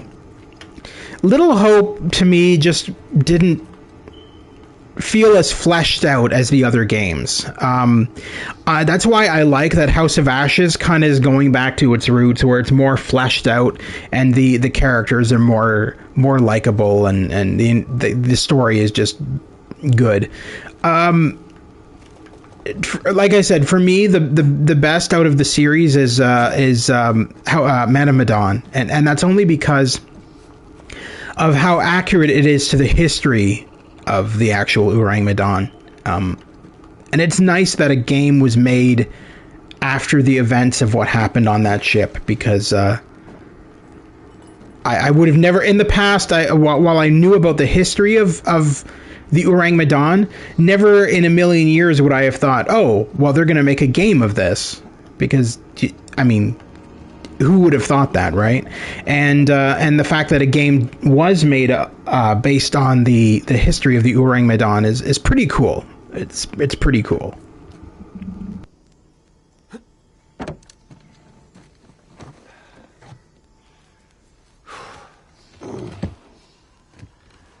Not a bad view.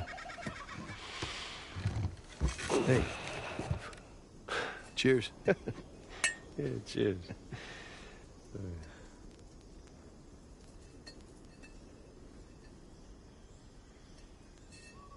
What were they doing here? What, the colonists? Yeah. I mean, you throw your lot in with these infamous outlaws, then what? You know, take a load off, find some refuge, enjoy a little grog. It's far worse fates. I guess. Except you have to see Avery's statue every day.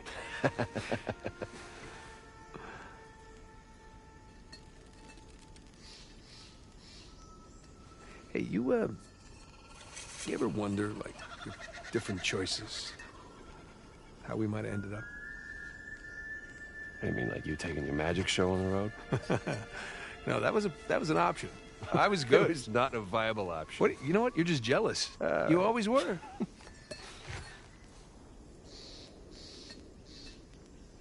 No, but I mean, what would our lives have been like if we hadn't started by chasing these people who've been dead for hundreds of years? You think it would resemble more of a normal life? Normal. You've got everybody gathered around the table for Thanksgiving, exchanging all the baby photos, something like that. No, thank you. Not for me. I like the hand we've been dealt. Yeah, heard that before. Come on, we're fortunate, man. This is fortunate. Yeah. I mean, of course, I've been locked up for the last 15 years, so it's all relative, I suppose. All right, well, I'll give you that. This is much better than prison.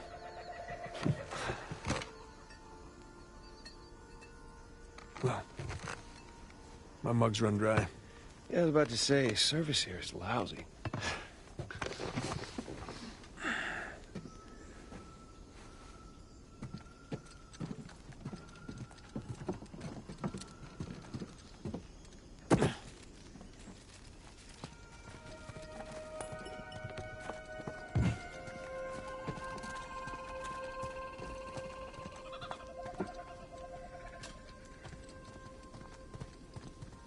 Huh. Horse bones. They're still tied up. Like they were abandoned. Why? Don't know. Maybe people left in a hurry. Or they were taken away.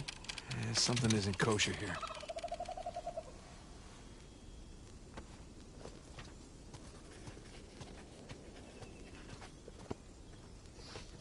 So what do you think happened here, huh?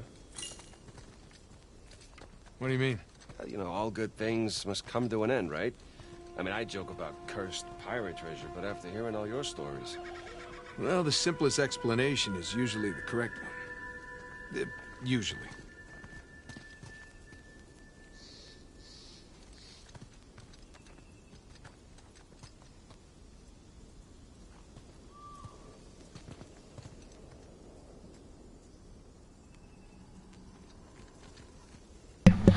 It almost looks to me like that horse was strangled. Like that rope is like literally tied tightly around its neck. It's very strange. But yeah, that would suck for the horses when you think about it. Just think back then that the horses were kind of tied up, and if everybody abandoned the village, that would mean that the horses wouldn't have food. They'd be locked up in this barn, and they would slowly die of starvation. That's crazy. I realize it's fictional, obviously, but I mean, like, if you think about it in terms of reality, that's what would have happened. They would have literally been abandoned and died of starvation.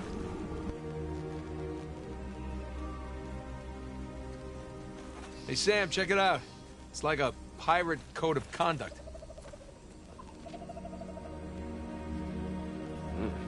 The whole point of this place was not having rules. Well, even pirate ships had their own rules.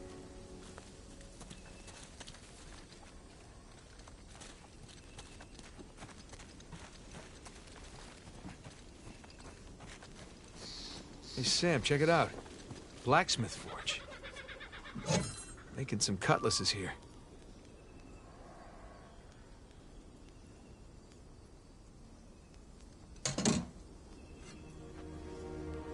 Avast, you dirty dog! Nice. I was doing the... Oh, yeah, no, I know. I was doing the thing. Right, right. You're a horrible pirate.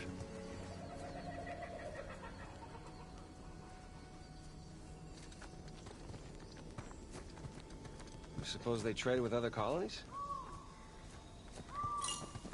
If they did, they didn't do it on this island. Otherwise, word would have gotten out about the place. Imagine this place back in its heyday.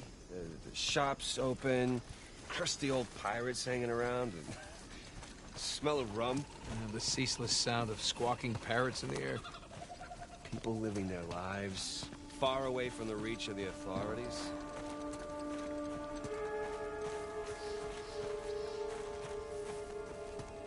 Captain Avery. Was wondering when you'd turn up.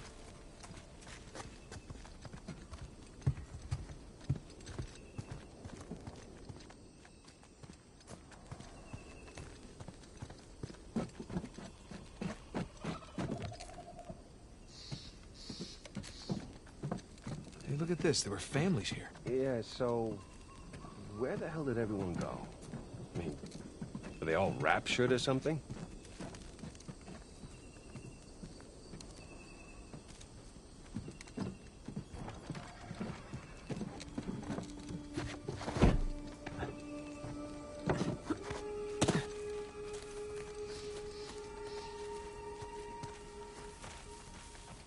What's this symbol? I saw a few of them when I was coming to find you. Who's marking these places? Is that another sigil? No, not that I know of. Maybe invaders? I mean, I'm sure these guys had plenty of enemies out there. That's a good point. Hey, Nathan, check it out.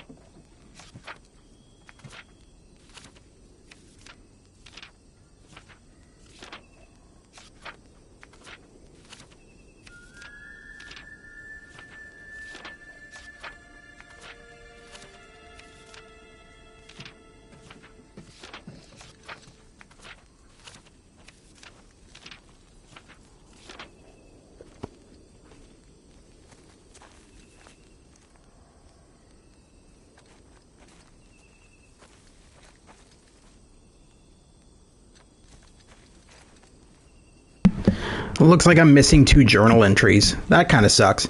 So I've obviously missed 2 things to jot down in the journal at some point during my travels. Oh well. It happened. I don't think I've ever fully completed any Uncharted game, like found all the treasures, all the journal entries and stuff like that. And I'm not one of those ones who looks up walkthroughs on the internet unless I'm really stuck in a game. Likewise, I'm not one of those guys who will play a game and get all the trophies and achievements. It's not really my thing. I play a game to enjoy the game and have fun. I don't really care about trophies and achievements and stuff. I mean, if I get them, fine, but I don't make it a habit of going out there and achieving every single trophy, because it's, to me, it's trivial. It's not important.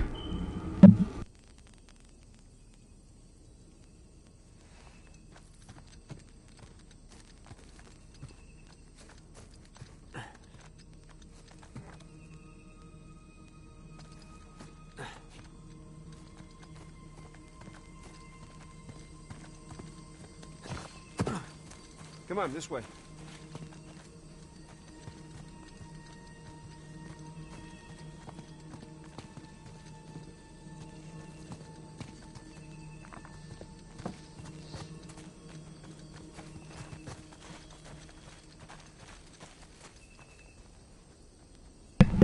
Okay, it looks like I've missed that opportunity. I was trying to lure Sam over here, because when he sees this, he's like, God, I wish I had a camera. And then Nate pulls out his journal and says, I'll just sketch you in my journal. And so I guess when I was looking at my journal and he commented on the torture devices, I never had that opportunity to sketch him into the journal because I was looking at the journal at the time. Kind of sucks because that was a funny scene, but oh well, missed that opportunity by the looks of it.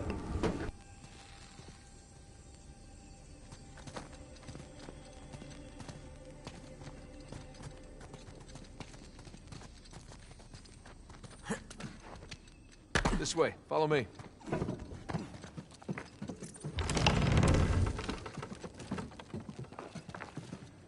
Hey, Sam, come here. This looks promising. Right behind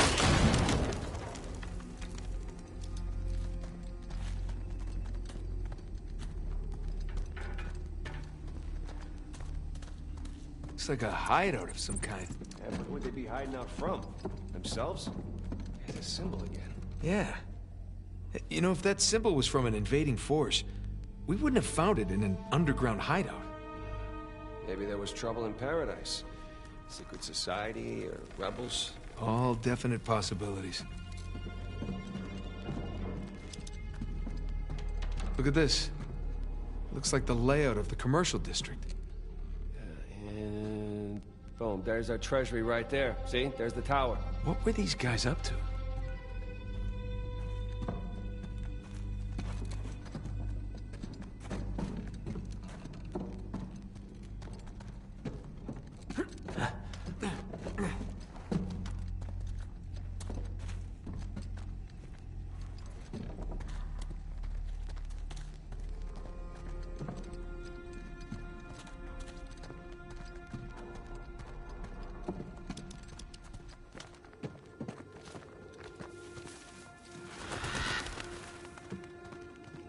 That's our way out of here. I see some light down below.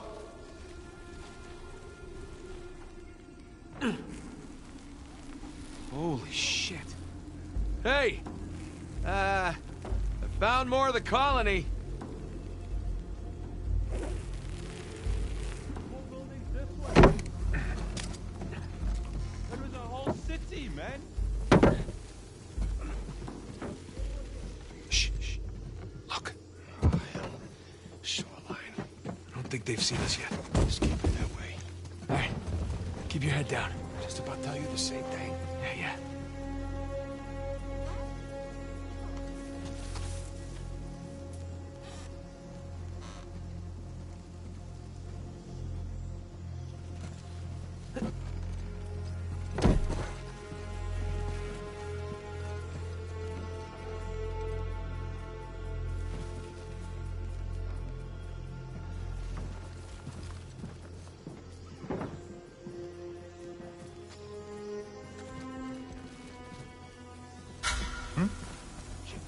Something. What? What was it? What you got? Nothing.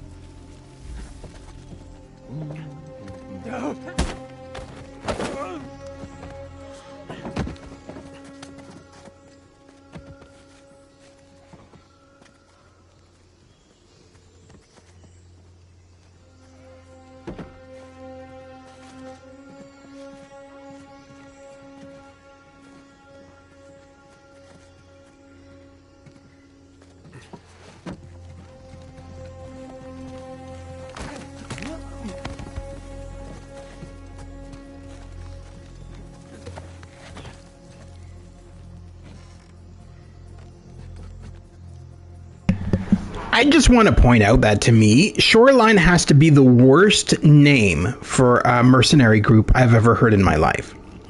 I said this before in one of the other playthroughs, but Shoreline to me sounds like literally a U.S. Coastal Guard service or something like that. It doesn't feel like the name of a mercenary organization. It's just kind of funny. It's a really funny name that you'd have for an organization that deals in mercenary work.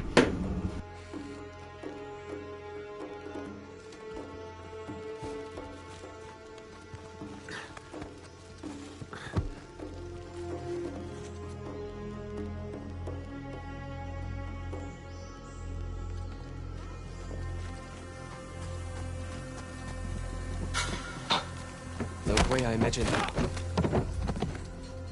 Nothing over there, eh? Talk to me, man.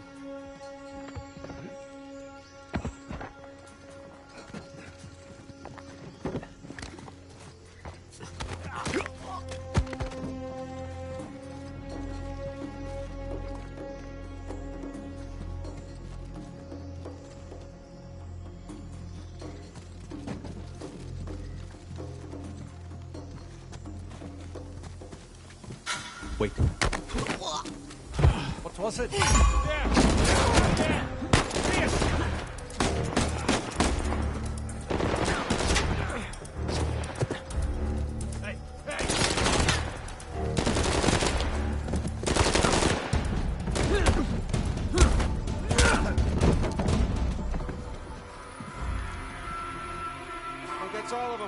Grab any ammo you can. That won't be the last of them. You think they're looking for us or the treasure? Knowing Rafe? Both.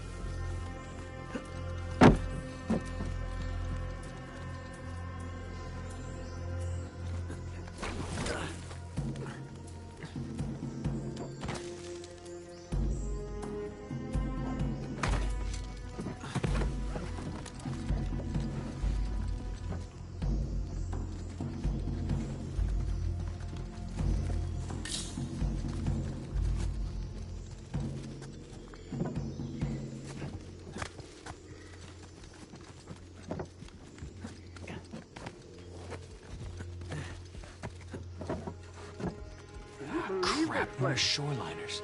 Like rich boy was right. Lekker. About time we had a proper...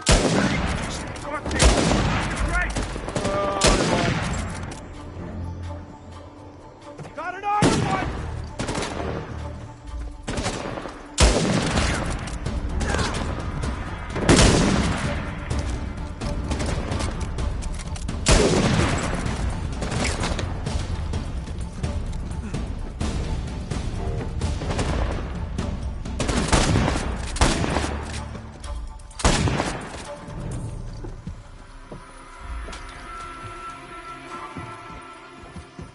See any more? Or are we clear? I think we're clear. You alright? Yeah, just a little winded.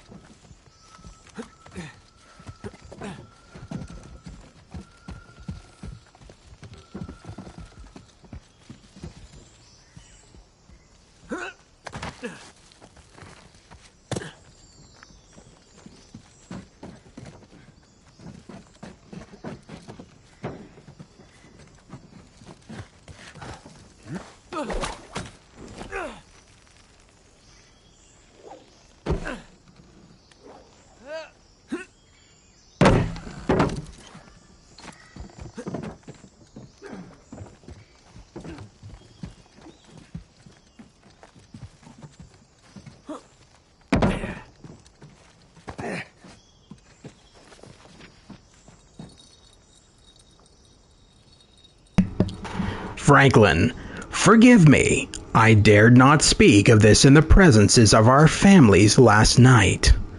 I did not want to distress them. I have not seen my cousin Jack for several days, and I hoped you might know his whereabouts. I have already been to the jail to check the stockades and cells.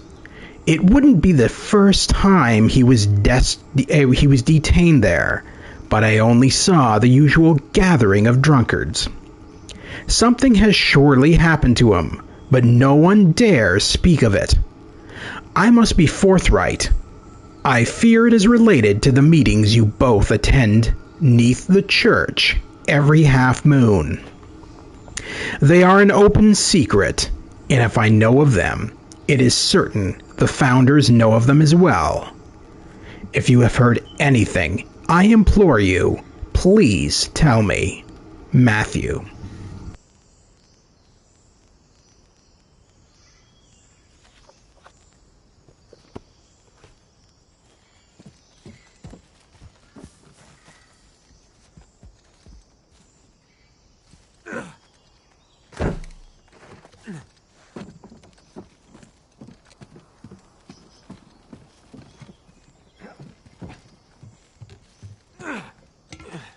Come on, Sam! That thing's steady. Steady as anything else around here. Oh, okay, so no. All right. Here I come. Nathan, there's some more friends up ahead.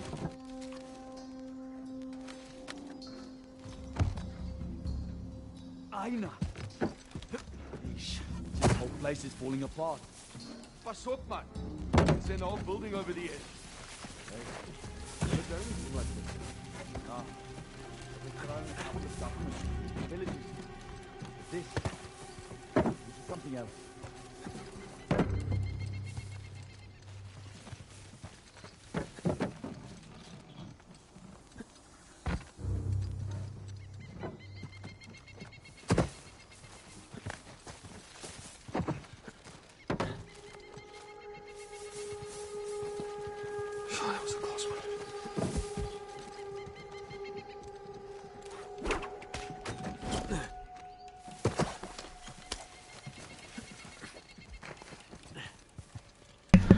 Oh, for fuck's sakes, how am I having so much trouble trying to get up there?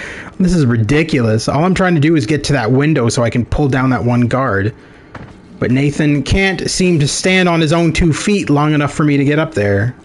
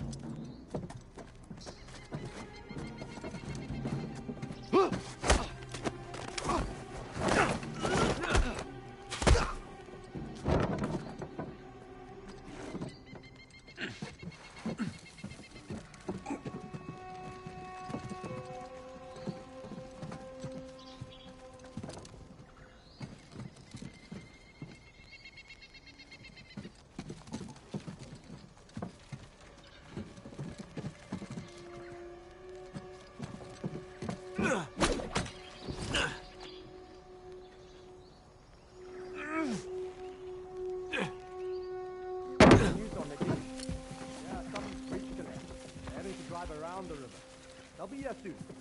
Okay, gents, stay sharp. Let's keep this joint nice and tidy for the boss lady. He's behind you. What's that?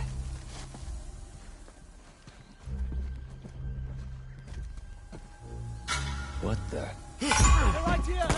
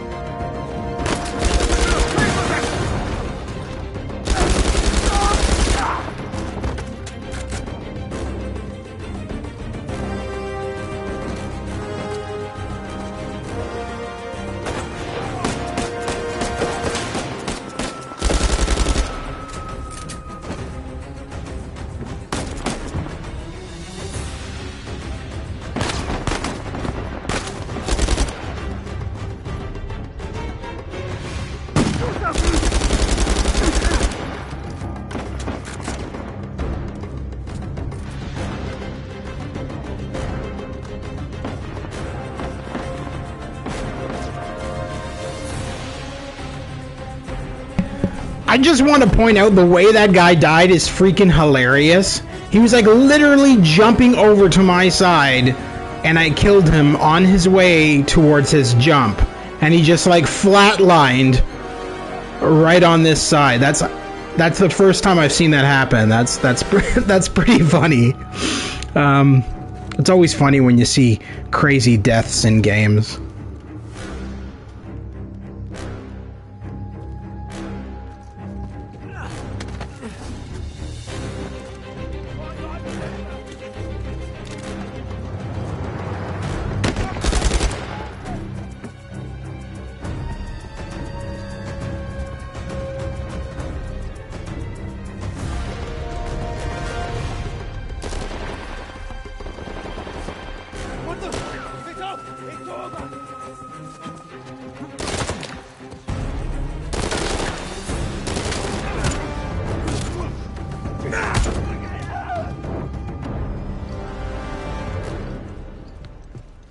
That's it.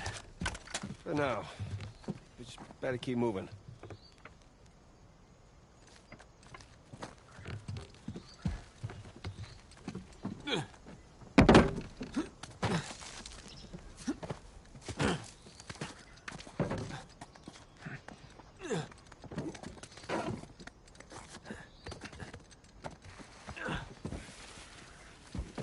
Over here.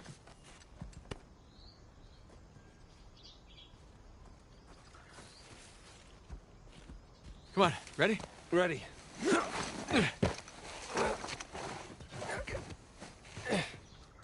All right.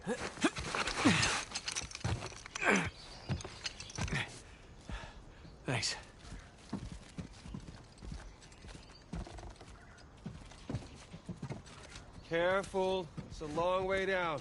Yeah, I see it.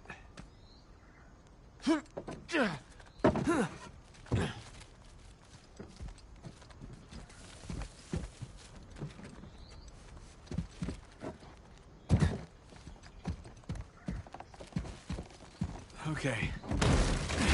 Oh, crap! Whew. Watch that first step. It's a doozy. Yeah.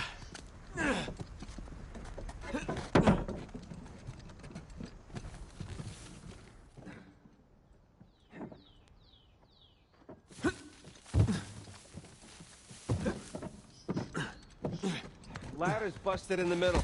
We'll make do. Keep heading up.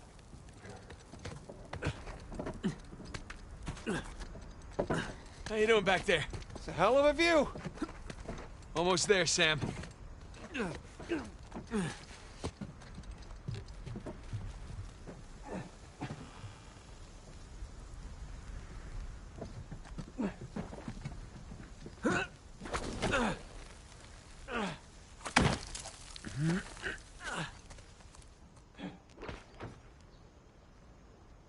Nice. There you go, big brother. Try to keep up, huh? Hey, don't forget who taught you how to do that, huh? You little punk.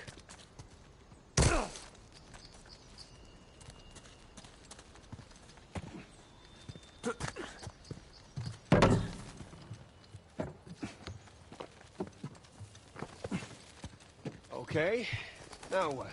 Trust me and follow my lead, okay?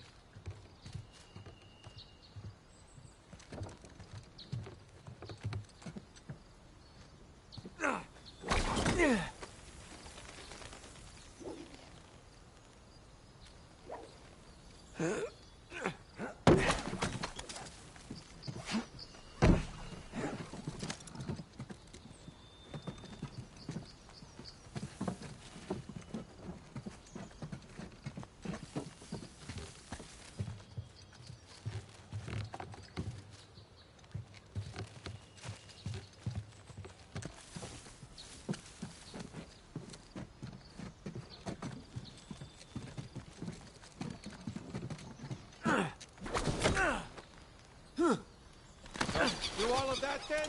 Yeah, something like that.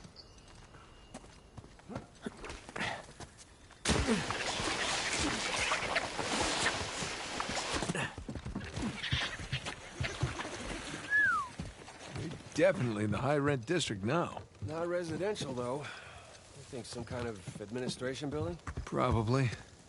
Maybe Libertalia had a zoning committee. Maybe they paid taxes. Who knows?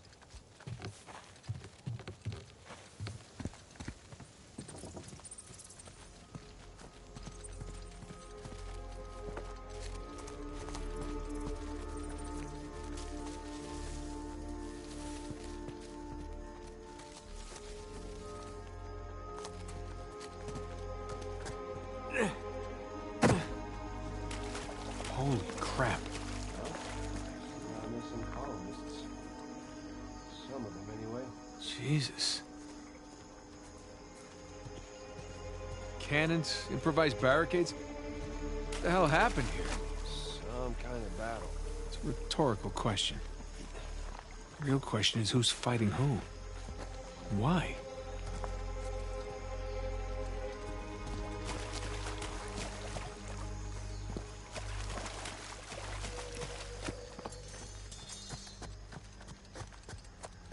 Some of these bodies, dressed a bit more fancy, look like soldiers. So it was the colonists versus the soldiers.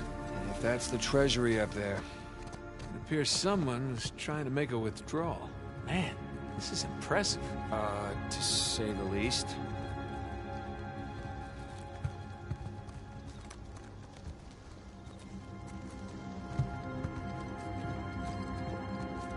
Here we go.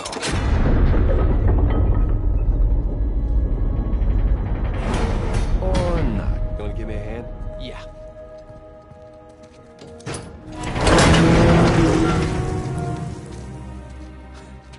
It's empty.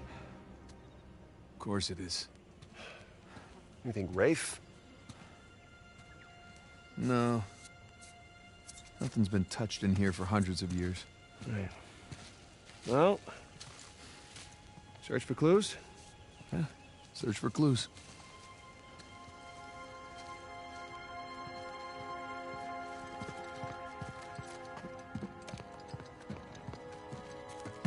Zilch.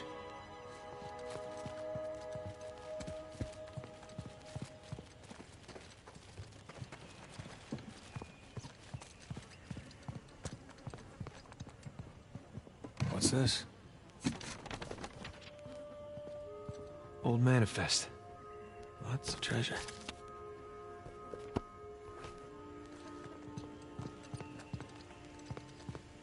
Thief.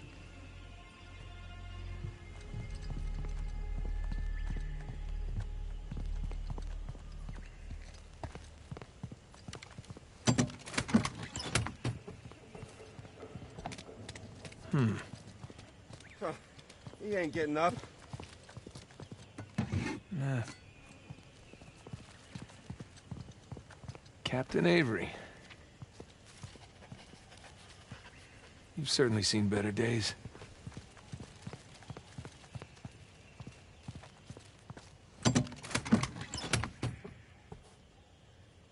Found something. Oh, I'm amazed this letter's still intact. Section G, Shelf B. Contents as accounted for by R. Taylor. Picture, jeweled dagger. Founder Al-Basra claims this bejeweled dagger belongs to Emperor Aurangzeb himself. If so, its worth is immeasurable. Picture, pearl elephant. A magnificent little specimen, painted in deep indigo with a pearl saddle. Tempted to slip it into my own pocket. Picture, jade vase. The details in this sculpted vase are exquisite. The Muggles have a knack for working with jade. Founder Al-Basra tells me their empire has entire workshops dedicated to the manufacture of such items.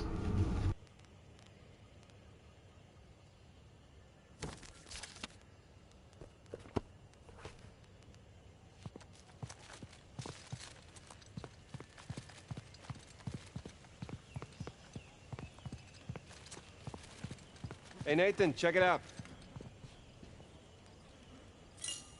What do you got? The battalion money.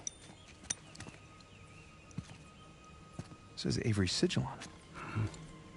Must have melted down the gold. Minted his own currency.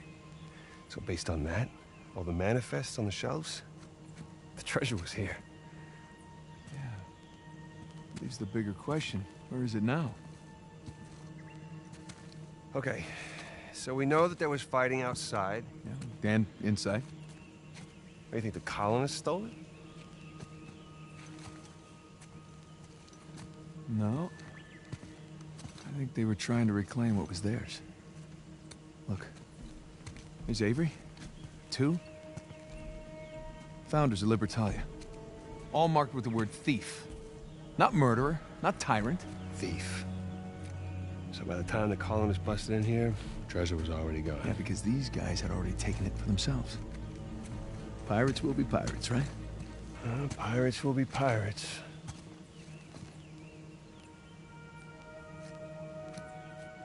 Huh. I know where they moved it. What? Where?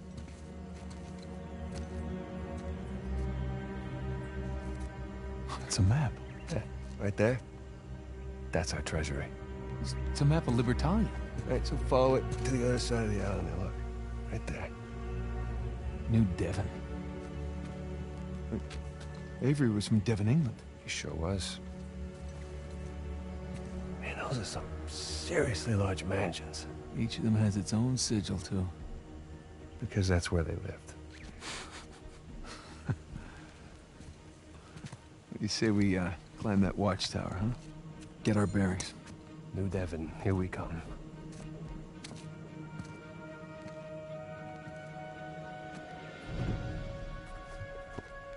Now, how do we get up there?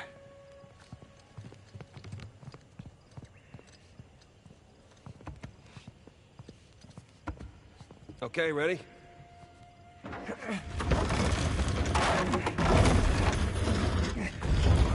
Okay, that's step one. Step two. Raise the chandelier. Good idea. Sounds a problem. Just take the compliment.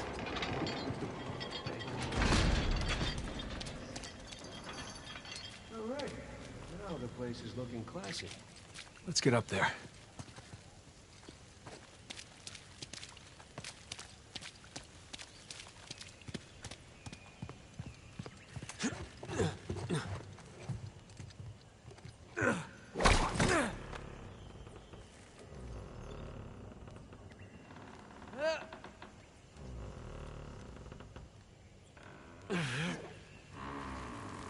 Why don't you see if you can swing to that other chain? Oh, nice one, Tarzan.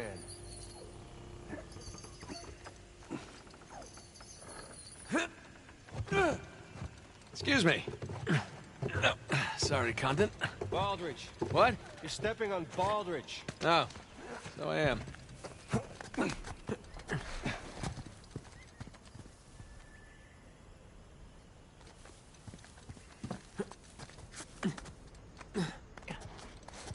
All right, up we go. I'm really shocked the stairs are intact. Hey, hey, hey. Don't jinx us.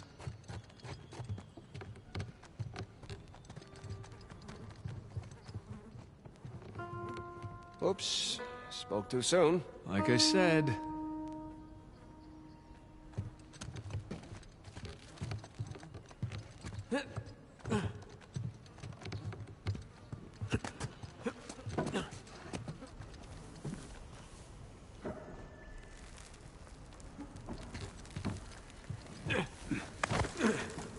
Nathan, you seeing this tower? Sure am.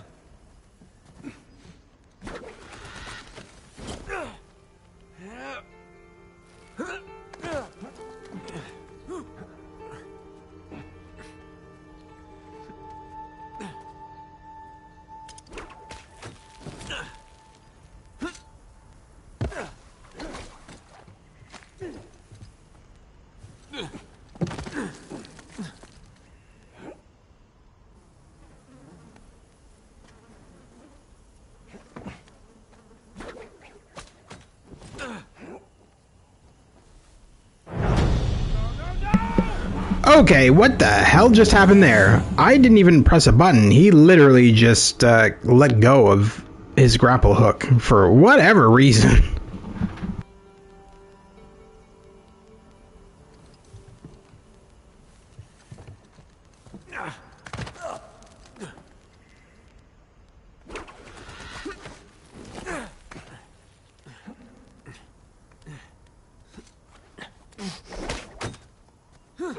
You Sam? Yeah.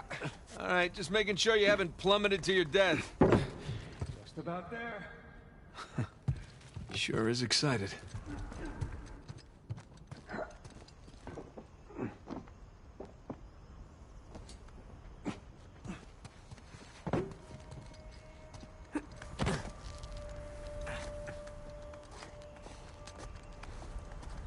Hey, can you get me up there? You bet.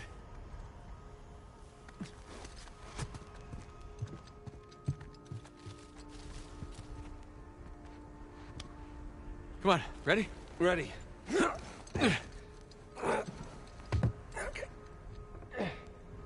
All right, I found something. Stand back. Here, you go. Come on.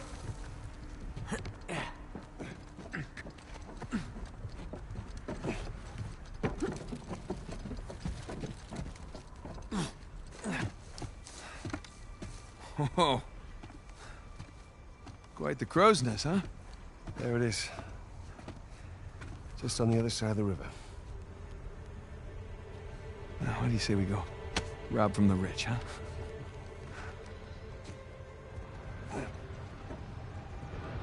Hey, is there a path down there? Of sorts. Come on. So, How long you figure it'll take us to get the new debit? Well, a couple hours. Depends on what or who we bump into along the way.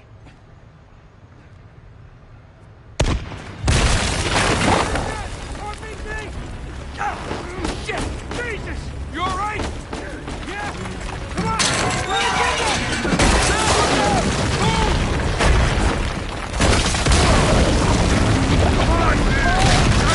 Get up, don't they? Down here! Comrade! Down here! Come on!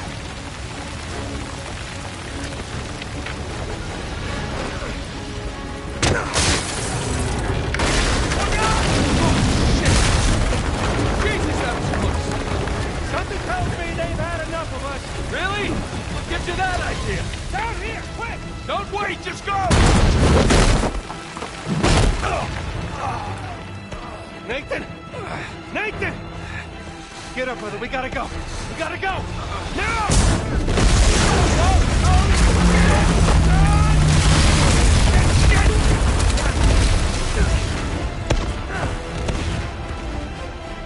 Assholes. Sam! Come on, up here! Right! Stop them right here! Well, shit.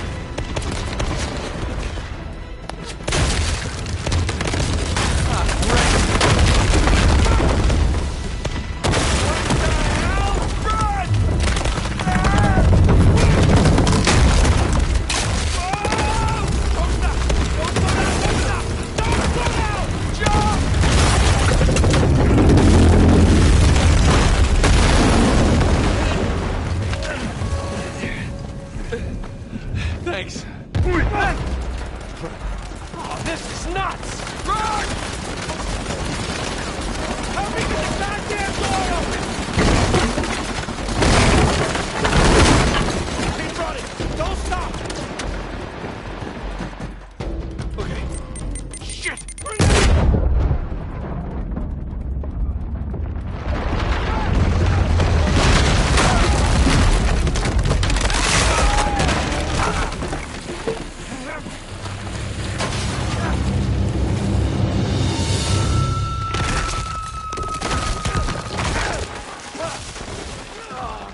Kick his ass. Hey, Sam! Kick his ass!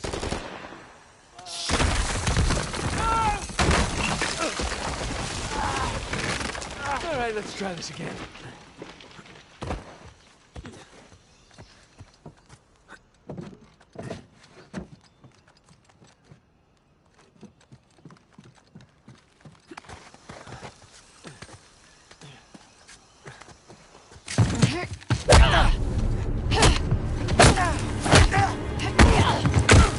Okay, wait.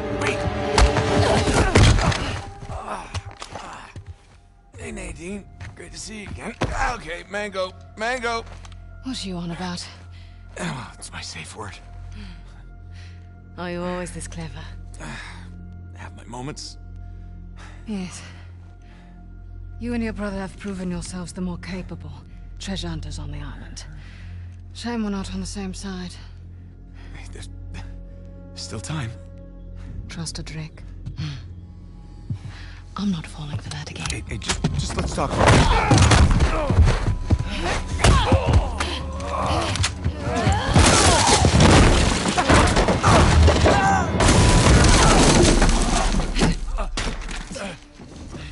Okay, that was a bit rougher than expected. I'll just see myself out. After everything, you think I'm just going to let you walk away? That'd be the wise thing to do. Oh, come on, Nadine, really? We know you're a badass and all, but there's two of us. I don't think my men are on their way here right now. All I have to do is buy some time. Let's see if I don't finish him myself. God damn it. Go!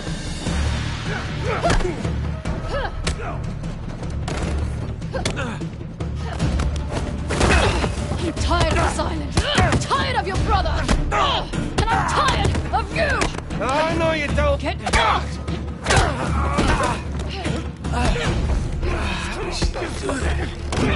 Nathan!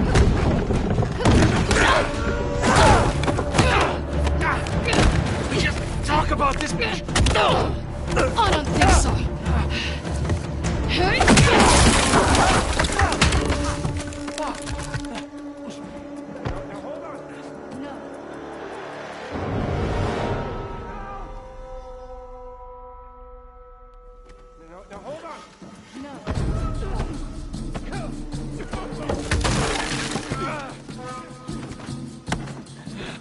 Hang in there, Sam.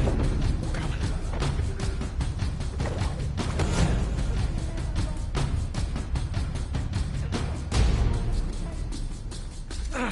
Almost there, Sam. Nadine!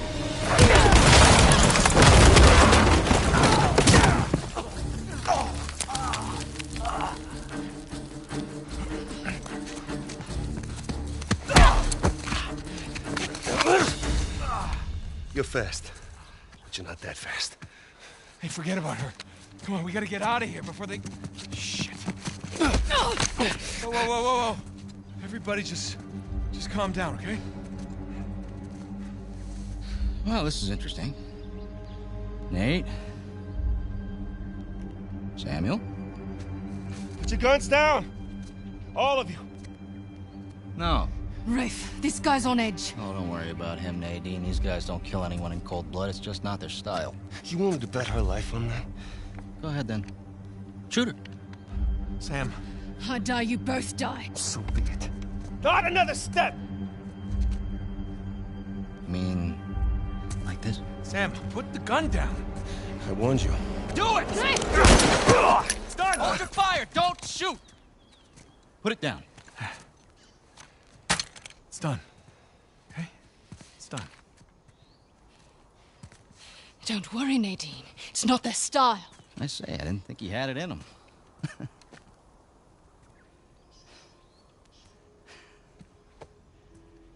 Samuel. You okay? I guess you knew this moment was coming, huh? Hey! Come on, man. You already got us. Take it easy. Come on, now, you're a businessman. Let's just work out a deal. Oh, a deal? Oh, yeah. Love to hear what you have in mind. Oh, you can go ahead. I'm listening.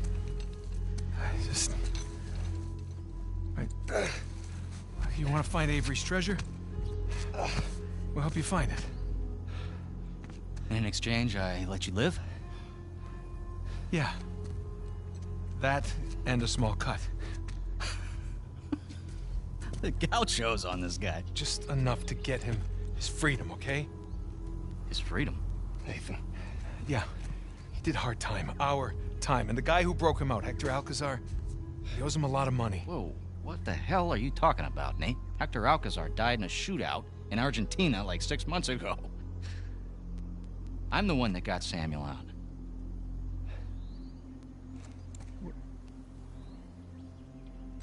Oh. Wow.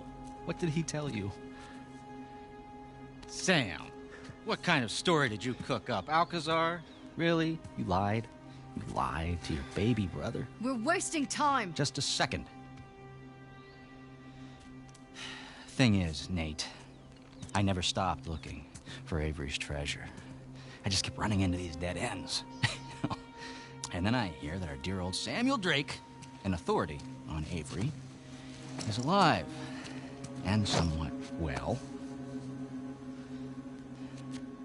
There was no breakout.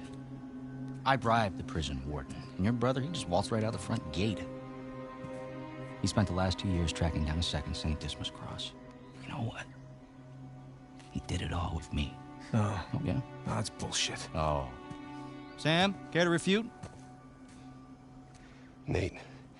Oh, Sam. Jesus, no. Listen, Avery's treasure was ours. It was always ours. I left my light for you.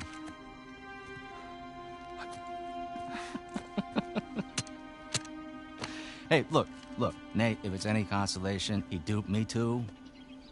He pulled a Houdini on me, he brought you and that old man back into the mix, and I cannot lie, Sam, that really pissed me off. But, all behind us now. You don't deserve it. You do? Last I checked, we're all a bunch of thieves digging around where we shouldn't. Rafe, What? one way or another, end it, or I will. Well, you heard the lady. Hey, you missed one clue, and you can kiss that treasure goodbye. You said it yourself, keep running into dead ends. Why don't you face it, Rafe? You need us.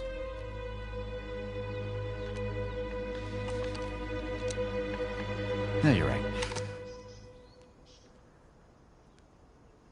You're half right. I just need Sam. Wait, now you're making a mistake. Rafe, You don't can- listen!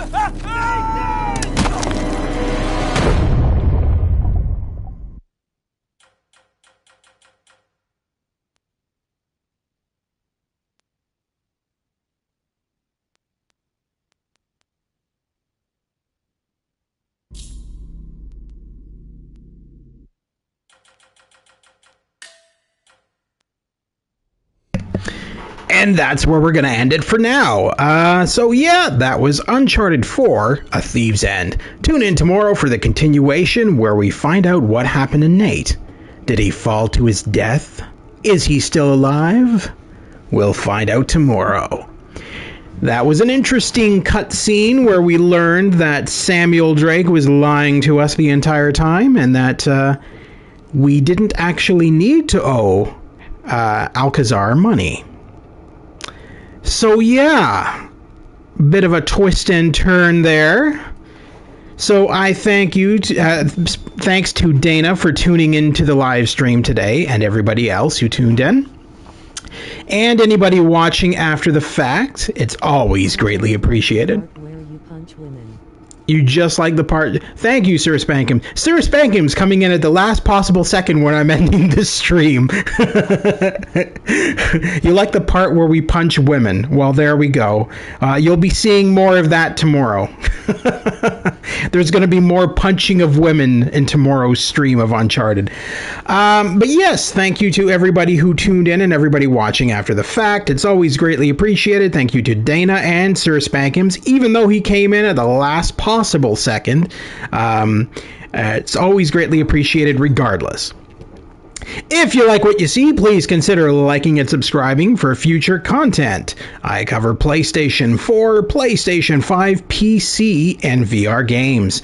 If any of that interests you, please consider liking and subscribing as well. I have included a new section. In the playlist section, you can see all of the previous live streams I have done. So if you missed a certain episode or a certain live stream, you can check them out in the playlist section. You'll also find a joint collaboration section. These are joint collaborations which I've done with other YouTubers, such as Stu's Game Reviews and Olaf Productions. If you like what you see in that section, please consider liking and subscribing to those YouTubers as well. Greatly appreciated. I will see you all tomorrow for the continuation of Uncharted 4, A Thief's End. Thank you very much once again, and have a great night.